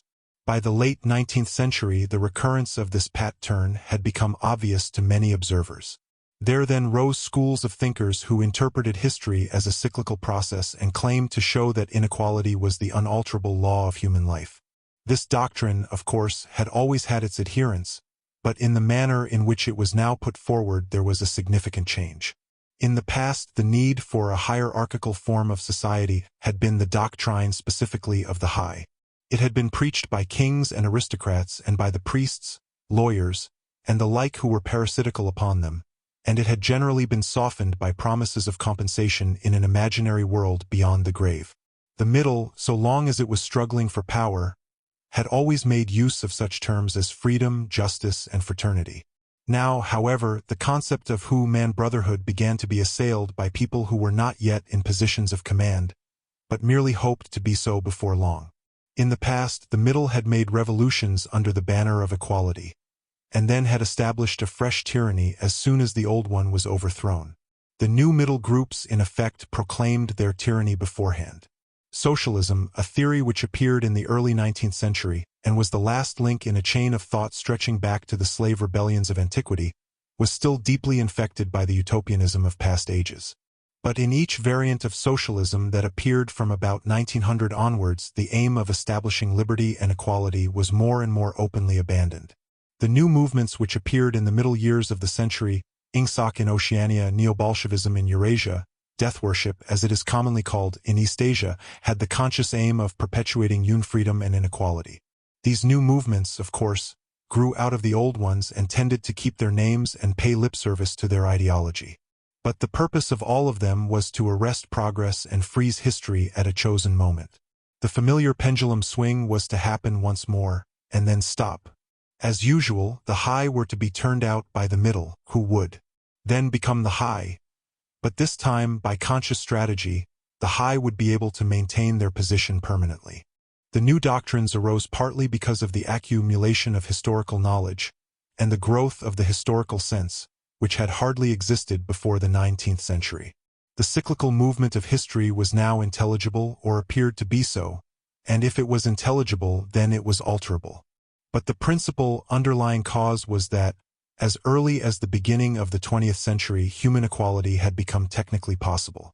It was still true that men were not equal in their native talents and that functions had to be specialized in ways that favored some individuals against others. But there was no longer any real need for class distinctions or for large differences of wealth. In earlier ages, class distinctions had been not only inevitable but desirable. Inequality was the price of civilization. With the development of machine production, however, the case was altered.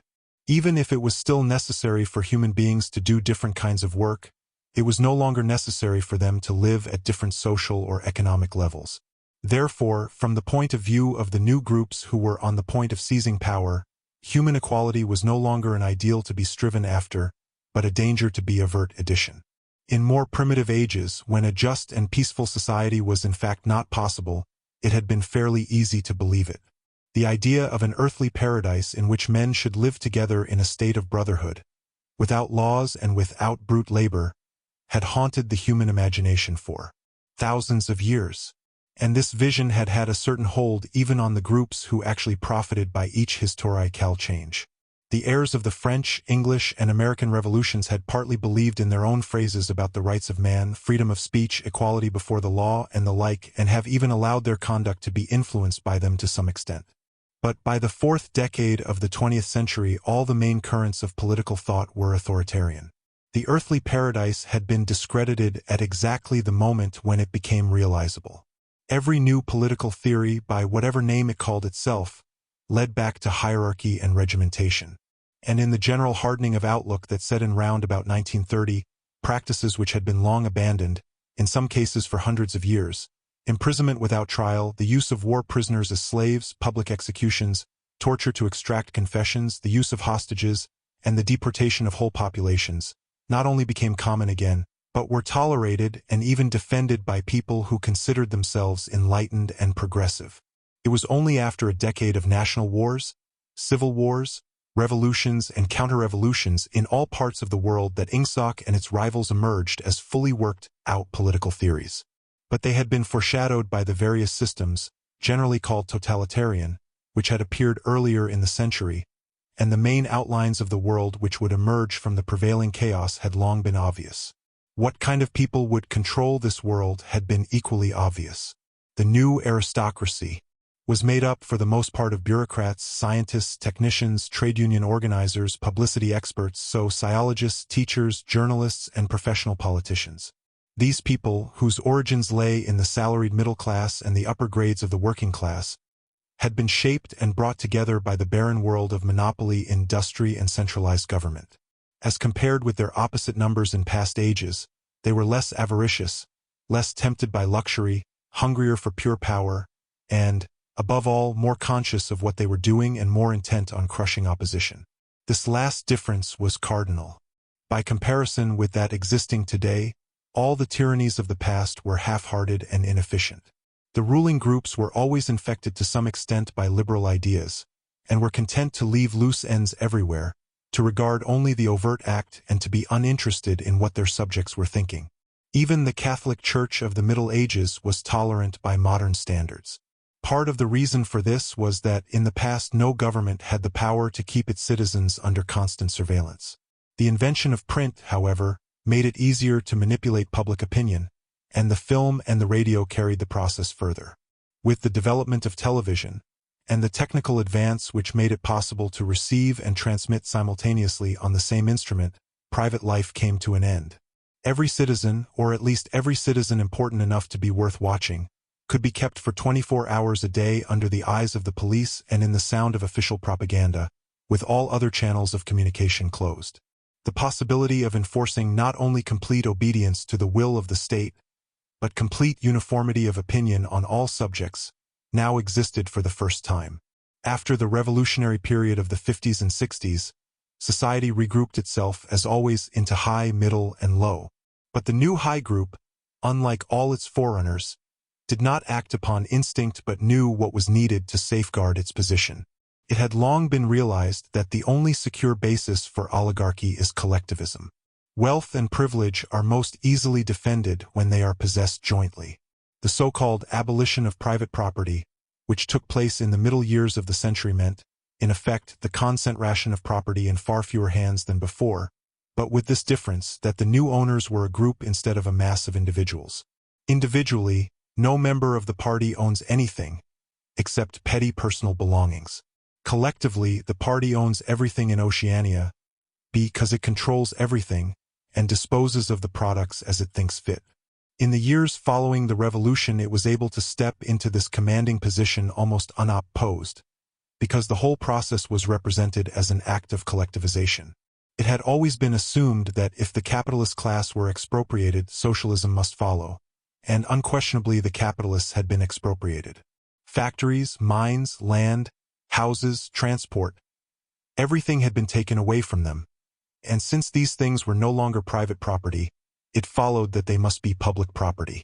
Ingsoc, which grew out of the earlier socialist movement and inherited its phraseology, has in fact carried out the main item in the socialist program, with the result, foreseen and intended beforehand, that economic inequality has been made permanent. But the problems of perpetuating a hierarchical society go deeper than this. There are only 4 ways in which a ruling group can fall from power. Either it is conquered from without, or it governs so inefficiently that the masses are stirred to revolt, or it allows a strong and discontented middle group to come into being, or it loses its own self-confidence and willingness to govern. These causes do not operate singly, and as a rule all 4 of them are present in some degree. A ruling class which could guard against all of them would remain in power permanently. Ultimately, the determining factor is the mental attitude of the ruling class itself. After the middle of the present century, the first danger had in reality disappeared. Each of the 3 powers which now divide the world is in fact unconquerable, and could only become conquerable through slow demographic changes which a government with wide powers can easily avert. The second danger also is only a theoretical one. The masses never revolt of their own accord, and they never revolt merely because they are oppressed. Indeed, so long as they are not permitted to have standards of comparison, they never even become aware that they are oppressed. The recurrent economic crises of past times were totally unnecessary and are not now permitted to happen, but other and equally large dislocations can and do happen without having political results because there is no way in which discontent can become articulate. As for the problem of overproduction, which has been latent in our society since the development of machine technique, it is solved by the device of continuous warfare, see Chapter 3, which is also useful in keying up public morale to the necessary pitch. From the point of view of our present rulers, therefore, the only genuine dangers are the splitting off of a new group of able, underemployed, power-hungry people, and the growth of liberalism and skepticism in their own ranks. The problem, that is to say, is educational. It is a problem of continuously molding the consciousness both of the directing group and of the larger executive group that lies immediately below it.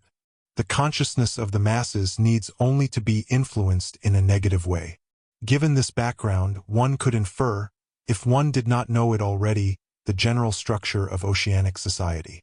At the apex of the pyramid comes Big Brother. Big Brother is infallible and all-powerful.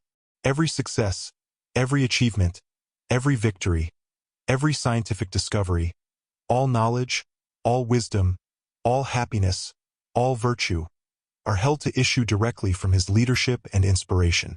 Nobody has ever seen Big Brother. He is a face on the hoardings, a voice on the telescreen. We may be reasonably sure that he will never die, and there is already considerable uncertainty as to when he was born. Big Brother is the guise in which the party chooses to exhibit itself to the world. His function is to act as a focusing point for love, fear, and reverence, emotions which are more easily felt towards an individual than towards an organization. Below Big Brother comes the inner party. Its numbers limited to 6 millions, or something less than 2% of the population of Oceania. Below the inner party comes the outer party, which, if the inner party is described as the brain of the state, may be justly likened to the hands. Below that come the dumb masses whom we habitually refer to as the proles, numbering perhaps 85% of the population. In the terms of our earlier classification, the proles are the low, for the slave population of the equatorial lands who pass constantly from conqueror to conqueror are not a permanent or necessary part of the structure. In principle, membership of these 3 groups is not hereditary. The child of inner party parents is in theory not born into the inner party. Admission to either branch of the party is by examination, taken at the age of 16. Nor is there any racial discrimination or any marked domination of one province by another. Jews, Negroes, South Americans of pure Indian blood are to be found in the highest ranks of the party, and the administrators of any area are always drawn from the inhabitants of that area. In no part of Oceania do the inhabitants have the feeling that they are a colonial population ruled from a distant capital. Oceania has no capital, and its titular head is a person whose whereabouts nobody knows. Except that English is its chief lingua franca and newspeak its official language, it is not centralized in any way. Its rulers are not held together by blood ties but by adherence to a common doctrine. It is true that our society is stratified, and very rigidly stratified, on what at first sight appear to be hereditary lines. There is far less to and fro movement between the different groups than happened under capitalism or even in the pre-industrial age. Between the two branches of the party there is a certain amount of interchange, but only so much as will ensure that weaklings are excluded from the inner party and that ambitious members of the outer party are made harmless by allowing them to rise. Proletarians, in practice, are not allowed to graduate into the party. The most gifted among them, who might possibly become new clay of discontent, are simply marked down by the thought police and eliminated. But this state of affairs is not necessarily permanent, nor is it a matter of principle. The party is not a class in the old sense of the word. It does not aim at transmitting power to its own children as such, and if there were no other way of keeping the ablest people at the top, it would be perfectly prepared to recruit an entire new generation from the ranks of the proletariat. In the crucial years, the fact that the party was not a hereditary body did a great deal to neutralize opposition. The older kind of socialist, who had been trained to fight against something called class privilege, assumed that what is not hereditary cannot be permanent. He did not see that the continuity of an oligarchy need not be physical, nor did he pause to reflect that hereditary aristocracies have always been short-lived, whereas adoptive organizations such as the Catholic Church have sometimes lasted for hundreds or thousands of years. The essence of oligarchical rule is not father-to-son inheritance, but the persistence of a certain worldview and a certain way of life, imposed by the dead upon the living. A ruling group is a ruling group so long as it can nominate its successors. The party is not concerned with perpetuating its blood, but with perpetuating itself. Who wields power is not important, provided that the hierarchical structure remains always the same. All the beliefs, habits, tastes, emotions, mental attitudes that characterize our time are really designed to sustain the mystique of the party and prevent the true nature of present-day society from being perceived. Physical rebellion, or any preliminary move towards rebellion, is at present not possible. From the proletarians nothing is to be feared. Left to themselves, they will continue from generation to generation and from century to century, working, breeding, and dying, not only without any impulse to rebel, but without the power of grasping that the world could be other than it is. They could only become dangerous if the advance of industrial technique made it necessary to educate them more highly. But since military and commercial rivalry are no longer important, the level of popular education is actually declining. What opinions the masses hold, or do not hold, is looked on as a matter of indifference. They can be granted intellectual liberty because they have no intellect. In a party member, on the other hand, not even the smallest deviation of opinion on the most unimportant subject can be tolerated. A party member lives from birth to death under the eye of the thought police. Even when he is alone, he can never be sure that he is alone. Wherever he may be, asleep or awake, working or resting, in his bath or in bed, he can be inspected. Without warning and without knowing that he is being inspected. Nothing that he does is indifferent. His friendships, his relaxations, his behavior towards his wife and children, the expression of his face when he is alone, the words he mutters in sleep, even the characteristic movements of his body, are all jealously scrutinized. Not only any actual misdemeanor, but any eccentricity, however small, any change of habits, any nervous mannerism that could possibly be the symptom of an inner struggle, is certain to be detected. He has no freedom of choice in any direction whatever. On the other hand, his actions are not regulated by law or by any clearly formulated code of behavior. In Oceania there is no law. Thoughts and actions which, when detected, mean certain death are not formally forbidden, and the endless purges, arrests, tortures, imprisonments, and vaporizations are not inflicted as punishment for crimes which have actually been committed, but are merely the wiping out of persons who might perhaps commit a crime at some time in the future. A party member is required to have not only the right opinions, but the right instincts. Many of the beliefs and attitudes demanded of him are never plainly stated, and could not be stated without laying bare the contradictions inherent in ingsoc. If he is a person naturally orthodox, in newspeak a geodthinker, he will in all circumstances know, without taking thought, what is the true belief or the desirable emotion. But in any case an elaborate mental training, undergone in childhood and grouping itself round the newspeak words crime stop, black-white, and doublethink, makes him unwilling and unable to think too deeply on any subject whatever. A party member is expected to have no private emotions and no respites from enthusiasm. He is supposed to live in a continuous frenzy of hatred of foreign enemies and internal traitors, triumph over victories, and self-abasement before the power and wisdom of the party. The discontents produced by his bare, unsatisfying life are deliberately turned outwards and dissipated by such devices as the 2 minutes hate, and the speculations which might possibly induce a skeptical or rebellious attitude are killed in advance by his early acquired inner discipline. The first and simplest stage in the discipline, which can be taught even to young children, is called, in newspeak, crime stop. Crime stop means the faculty of stopping short, as though by instinct, at the threshold of any dangerous thought. It includes the power of not grasping analogies, of failing to perceive logical errors, of misunderstanding the simplest arguments if they are inimical to ingsoc, and of being bored or repelled by any train of thought which is capable of leading in a heretical direction. Crime stop, in short, means protective stupidity. But stupidity is not enough.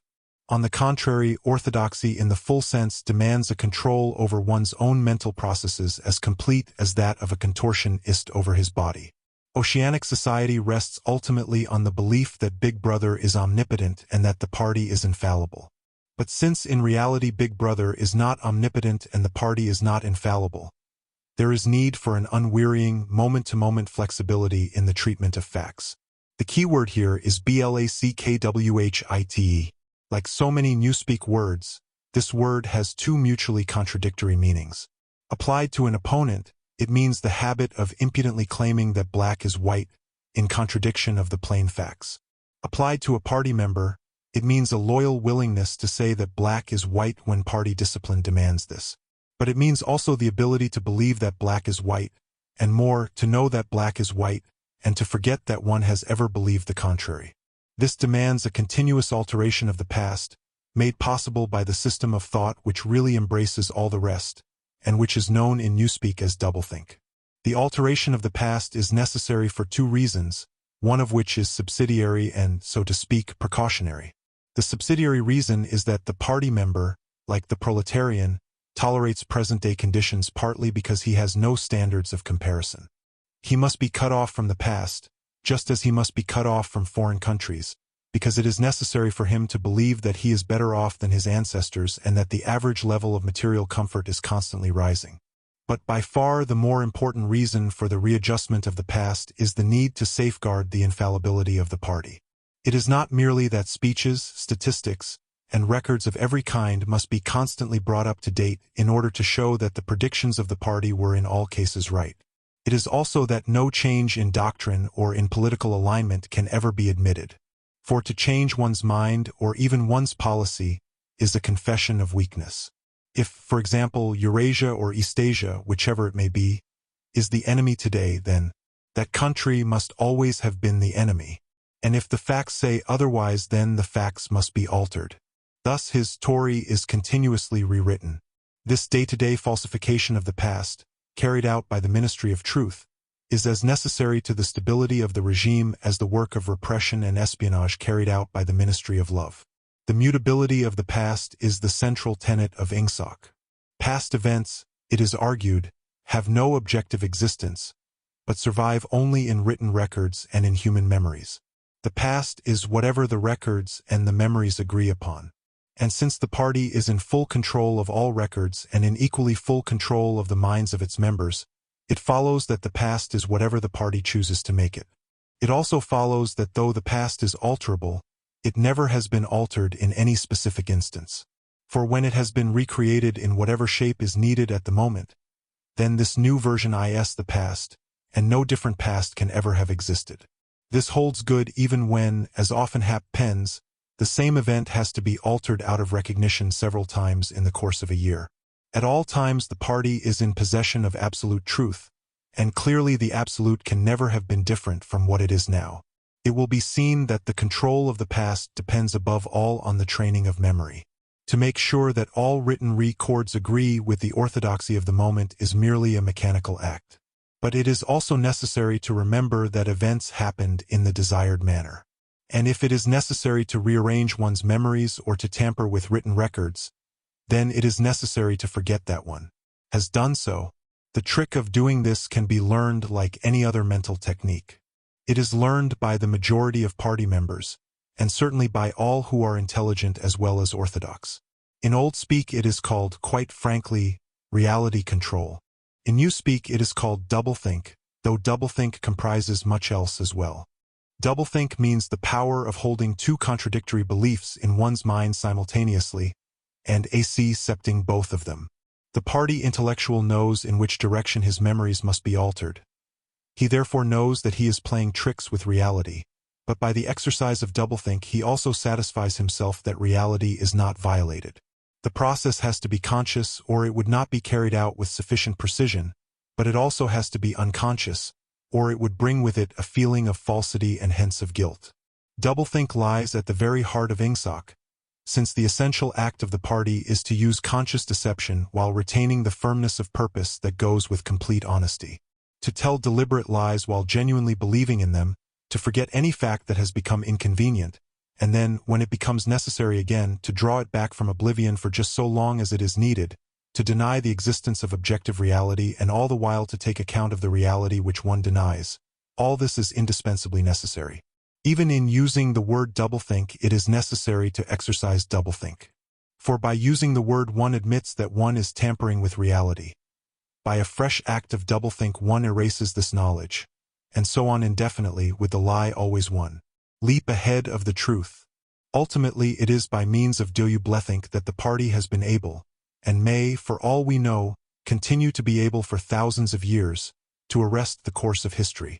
All past oligarchies have fallen from power either because they ossified or because they grew soft. Either they became stupid and arrogant, failed to adjust themselves to changing circumstances, and were overthrown, or they became liberal and cowardly, made concessions when they should have used force, and once again were overthrown. They fell, that is to say, either through consciousness or through unconsciousness. It is the achievement of the party to have produced a system of thought in which both conditions can exist simultaneously. And upon no other intellectual basis could the dominion of the party be made permanent. If one is to rule and to continue ruling, one must be able to dislocate the sense of reality. For the secret of rulership is to combine a belief in one's own infallibility with the power to learn from past mistakes. It need hardly be said that the subtlest practitioners of doublethink are those who invented doublethink and know that it is a vast system of mental cheating. In our society, those who have the best knowledge of what is happening are also those who are furthest from seeing the world as it is. In general, the greater the understanding, the greater the delusion. The more intelligent, the less sane. One clear illustration of this is the fact that war hysteria increases in intensity as one rises in the social scale. Those whose attitude towards the war is most nearly rational are the subject peoples of the disputed territories. To these people the war is simply a continuous calamity which sweeps to and fro over their bodies like a tidal wave. Which side is winning is a matter of complete indifference to them. They are aware that a change of overlordship means simply that they will be doing the same work as before for new masters who treat them in the same manner as the old ones. The slightly more favored workers, whom we call the proles, are only intermittently conscious of the war. When it is necessary they can be prodded into frenzies of fear and hatred, but when left to themselves they are capable of forgetting for long periods that the war is happening. It is in the ranks of the party, and above all of the inner party, that the true war enthusiasm is found. World conquest is believed in most firmly by those who know it to be impossible. This peculiar linking together of opposites, knowledge with ignorance, cynicism with fanaticism, is one of the chief distinguishing marks of oceanic society. The official ideology abounds with contradictions even when there is no practical reason for them. Thus, the party rejects and vilifies every principle for which the socialist movement originally stood, and it chooses to do this in the name of socialism. It preaches a contempt for the working class unexampled for centuries past, and it dresses its members in a uniform which was at one time peculiar to manual workers and was adopted for that reason. It systematically undermines the solidarity of the family, and it calls its leader by a name which is a direct appeal to the sentiment of family loyalty. Even the names of the four ministries by which we are governed exhibit a sort of impudence in their deliberate reversal of the facts. The Ministry of Peace concerns itself with war, the Ministry of Truth with lies, the Ministry of Love with torture, and the Ministry of Plenty with starvation. These contradictions are not accidental, nor do they result from ordinary hypocrisy. They are deliberate exercises in doublethink. For it is only by reconciling contradictions that power can be retained indefinitely. In no other way could the ancient cycle be broken. If human equality is to be forever averted, if the high, as we have called them, are to keep their places permanently, then the prevailing mental condition must be controlled insanity. But there is one question which until this moment we have almost ignored. It is, why should human equality be averted? Supposing that the mechanics of the process have been rightly described, what is the motive for this huge, accurately planned effort to freeze history at a particular moment of time? Here we reach the central secret. As we have seen, the mystique of the party, and above all of the inner party, depends upon doublethink, but deeper than this lies the original motive, the never-questioned instinct that first led to the seizure of power and brought doublethink, the thought police, continuous warfare, and all the other necessary paraphernalia into existence afterwards. This motive really consists. Winston became aware of silence, as one becomes aware of a new sound. It seemed to him that Julia had been very still for some time past. She was lying on her side, naked from the waist upwards, with her cheek pillowed on her hand and one dark lock tumbling across her eyes. Her breast rose and fell slowly and regularly. "Julia." No answer. "Julia, are you awake?" No answer. She was asleep. He shut the book, put it carefully on the floor, lay down and pulled the coverlet over both of them. He had still, he reflected, not learned the ultimate secret. He understood how, he did not understand why. Chapter 1, like Chapter 3, had not actually told him anything that he did not know. It had merely systematized the knowledge that he possessed already. But after reading it, he knew better than before that he was not mad. Being in a minority, even a minority of one, did not make you mad. There was truth and there was untruth, and if you clung to the truth even against the whole world, you were not mad. A yellow beam from the sinking sun slanted in through the window and fell across the pillow. He shut his eyes. The sun on his face and the girl's smooth body touching his own gave him a strong, sleepy, confident feeling. He was safe, everything was all right. He fell asleep murmuring sanity is not statistical, with the feeling that this remark contained in it a profound wisdom. When he woke it was with the sensation of having slept for a long time, but a glance at the old-fashioned clock told him that it was only 20:30. He lay dozing for a while. Then the usual deep lunged singing struck up from the yard below. It was only an opeless fancy. It passed like an April die. But a look and a word and the dreams they stirred they ave stolen my oi. The driveling song seemed to have kept its popularity. You still heard it all over the place. It had outlived the hate song. Julia woke at the sound, stretched herself luxuriously, and got out of bed. "I'm hungry," she said. "Let's make some more coffee."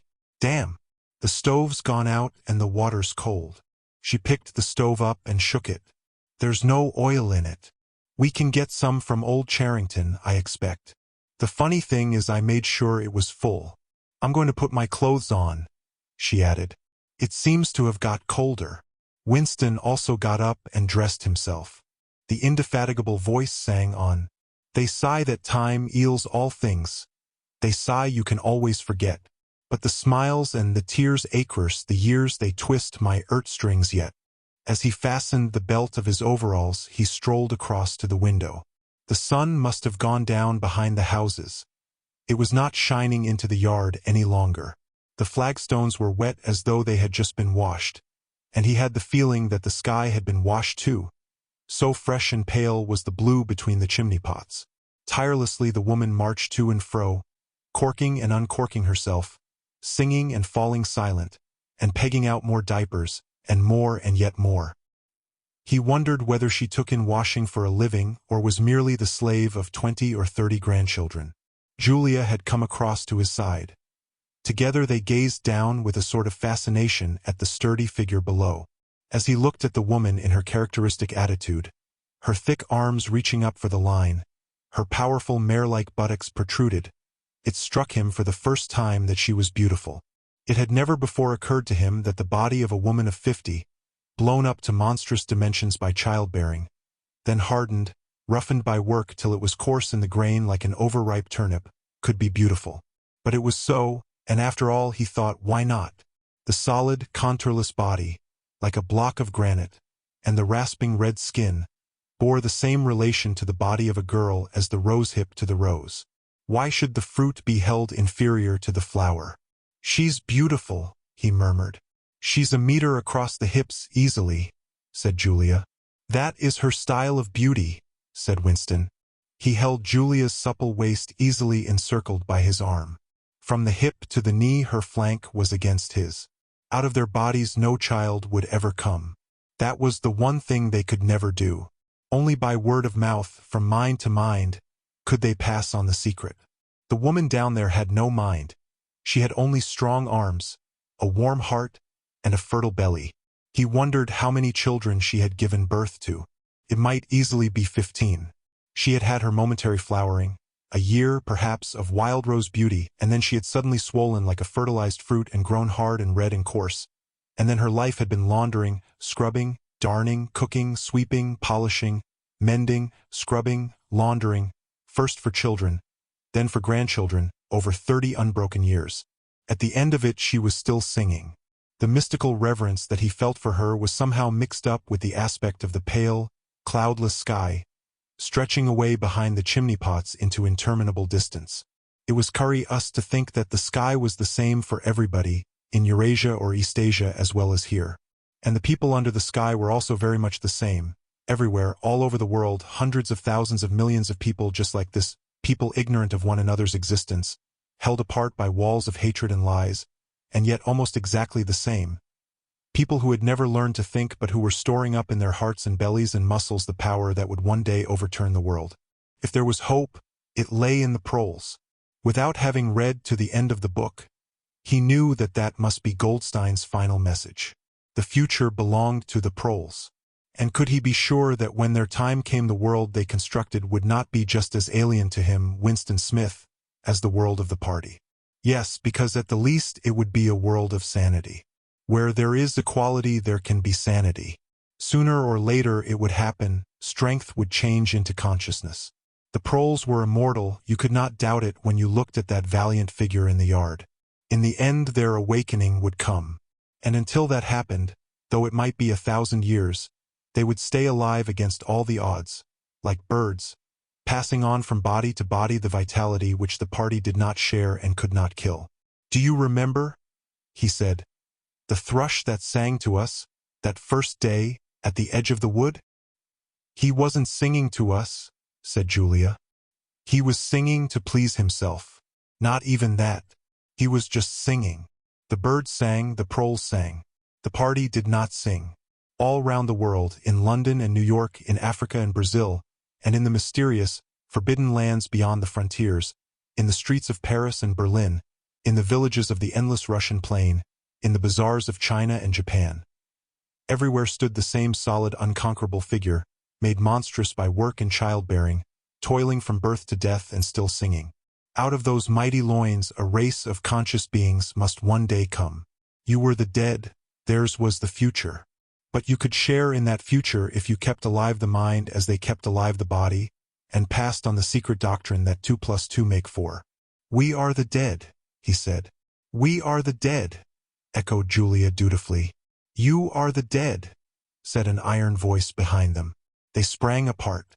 Winston's entrails seemed to have turned into ice. He could see the white all round the irises of Julia's eyes. Her face had turned a milky yellow. The smear of rouge that was still on each cheekbone stood out sharply, almost as though unconnected with the skin beneath. "You are the dead," repeated the iron voice. "It was behind the picture," breathed Julia. "It was behind the picture," said the voice. "Remain exactly where you are. Make no movement until you are ordered." It was starting at last. They could do nothing except stand gazing into one another's eyes. To run for life, to get out of the house before it was too late. No such thought occurred to them. Unthinkable to disobey the iron voice from the wall. There was a snap as though a catch had been turned back, and a crash of breaking glass. The picture had fallen to the floor, uncovering the telescreen behind it. "Now they can see us," said Julia.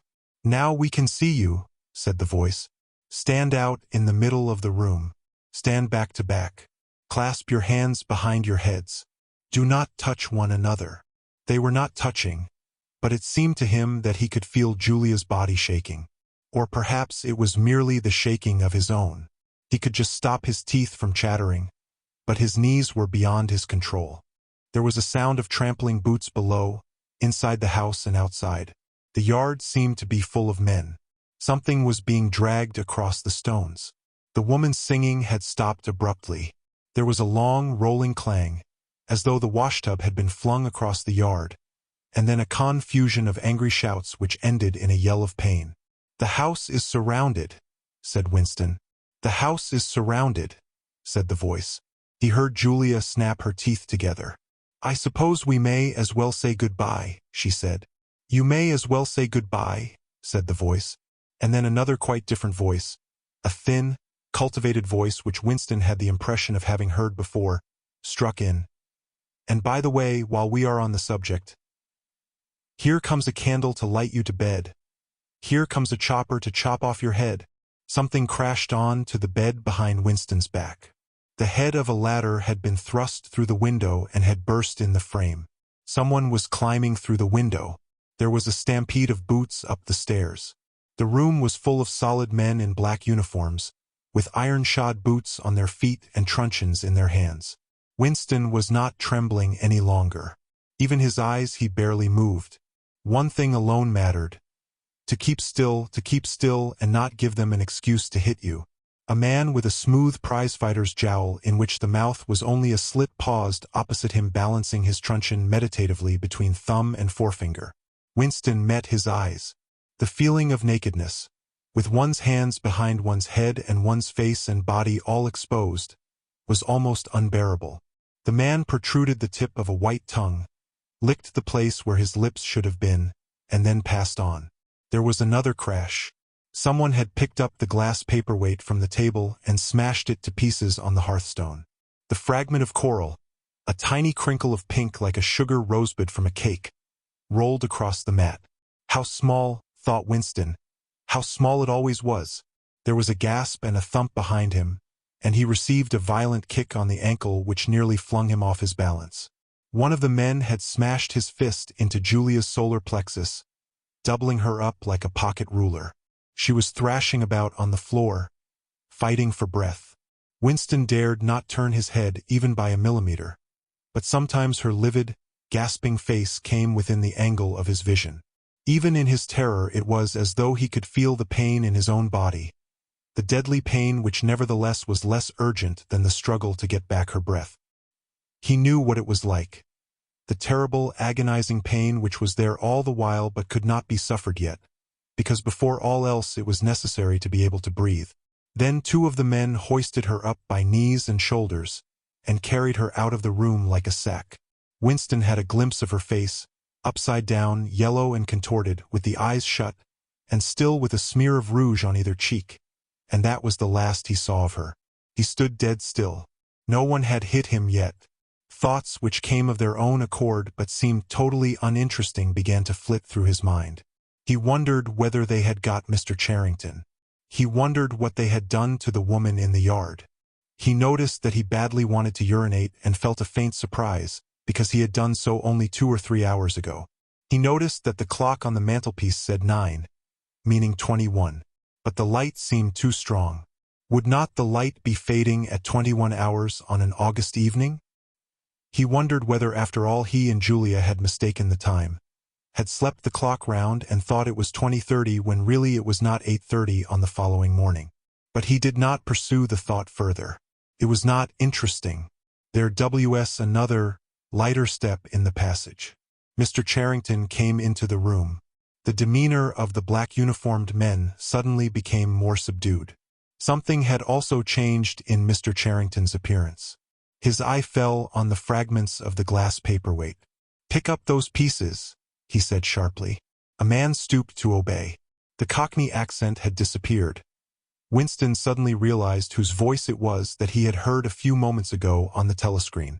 Mr. Charrington was still wearing his old velvet jacket, but his hair, which had been almost white, had turned black.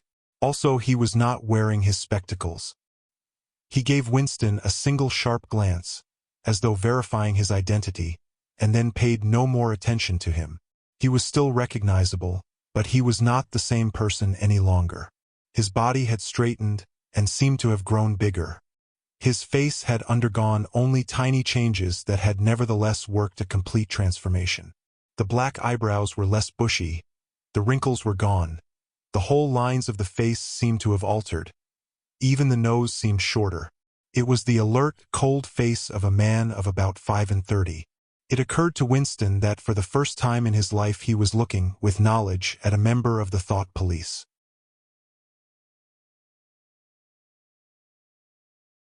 Dear listener, we close the pages on another tale, a journey through words, imagination, and emotion. Here at the Falls Audiobook, where stories flow like a river's current, carrying you to distant worlds and uncharted depths, we thank you for joining us.